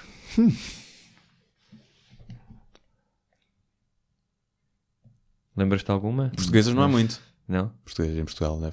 Tu tinhas várias piadas preparadas, tu disseste, não tinhas várias piadas sobre cancro? Não tenho muitas, tenho aquela que uma vez disse, já contei esta história, que foi uma senhora que mandou uma mensagem e perguntou porque é que eu não fazia mais piadas com cancro, que ela tinha sido a primeira sessão de quimioterapia e precisava de se rir da doença. E eu disse-lhe, olha, minha senhora, não consigo fazer piadas com cancro porque eu tenho muita empatia pelos doentes, porque eu também estou a ficar com entradas, estou a ficar careca. E ela riu-se lá no Facebook. E eu já fiz essa piada ao vivo e funciona. Funciona principalmente tu não estás à espera. E do ridículo que é que eu estar a comparar o meu sofrimento com quem está a fazer quimio. Depois tenho essa da mamada no IPO. Mas não tenho muitas. Mas não é porque tenho algum... Acho que a piada, para se fazer piada com cancro, tem que ser uma excelente piada. Okay. Estás a ver? Tem que ser uma excelente piada. Eu também tinha que era... já não sei o que era, mas era na mesma linha, que era o chão da minha casa de banho, parecia... a aula do IPO, está cheio de cabelos da minha namorada, era tudo por aí. É difícil encontrares um ângulo. Eu tinha uma que não é com cancro e que fui atacado por vários lados, que era o tabaco, quando puseram as imagens para o maço, as imagens do pessoal com cancro, que era o próximo passo era só venderem cancro num quiosque dentro do IPO, estás a ver? Em que o gajo que está a vender é um doente terminal. Pronto. Isso não é minimamente piada com o cancro, é com as políticas do tabaco. Mas foi, gozar com o cancro. Onde é que isto é gozar com o cancro? Minha gente burra, pá. E então, às vezes, é mais giro. Pegas no cancro para fazer uma piada que não seja com o cancro do que propriamente com o cancro. É mais difícil. Porque senão vais tipo aquelas, tipo, olha, agora poupas dinheiro em shampoo. Estás a ver? Vais para essas. Não coisa. Não vais à depilação brasileira agora, né? Não precisas. Nada. É impecável. É difícil arranjares uma... Uma criativa, pá. Eu lembro-me de ver uma do Paulo Almeida, que era na altura com a Sofia Ribeiro, tinha tido cancro. Pá, ele fazia uma analogia que era a direita está a dar de si, a esquerda tem que se aguentar, e depois é tipo como o sistema político em Portugal. Pronto, era uma cena assim. Mas a piada estava boa, estava bem construída, porque tu começas a ler aquilo e não só no fim é que percebias. Aí tipo, ei, está forte, mas... Está forte, eu aceito. Mas, por exemplo, nesse caso... Quando é especificar uma pessoa que tem cancro, eu não gosto. Exatamente. Não gosto tanto. Acho que... Sim. Mas eu percebo, porque não é um ataque pessoal aquilo, ele está a personificar o cancro naquela pessoa para a piada resultar. Mas eu isso também normalmente evito, é muito raro fazer ataques, piadas com nomes, só quando é tipo Pedro Arrochas. Sim, esses merecem. Mas não te lembraste de nenhuma, entretanto? Não, desculpa. Ele também não veio aqui para contar piadas, não é? Isso é o teu trabalho, pá. Mas eu também não me lembro muito, mas de certeza que o Jeselnik e o Jimmy Carr vão ter muitas boas com isso. Eu acho que o Jeselnik, eu estive em Londres a ver o Chris Rock e antes disso vimos o Jeselnik. Eu acho que ele fez uma piada com cancro, mas eu não me lembro qual é que era. Mas é difícil. Okay. É um tema... É difícil. Mas é como qualquer doença, não é só por ser o cancro. Sim. Queres deixar alguma mensagem para a humanidade? Nós depois enviamos para o espaço. Paz no mundo. E fim da fome. Não, por acaso gosto muito de uma frase que o Hitchens, é um clipe, não sei se conheces, que é uma miudinha com... a miúda deve ter, sei lá, 12 anos. E conhece o Hitchens na altura em que o Hitchens já está completamente debilitado. Acho que foi uma das últimas aparições públicas que o Hitchens fez. E a miúda explica que quer ser uma pensadora livre, quer ser uma pessoa racional e objetiva, e então pede recomendações de livros ao Hitchens, e o Hitchens dá-lhe uma lista de, sei lá, 3 ou 4 livros, e a miúda vira-se e diz: eu já li esses. E o Hitchens fica completamente boca aberta sem saber que resposta lhe dá. E diz-me uma coisa muito bonita, que é respeito ao próximo, and lots of love, don't forget the love bit. E basicamente é isso. Acho muito bem. Don't forget the love bit. Sim. Portanto, resta agradecer aqui principalmente ao Tiago. Obrigado por teres vindo.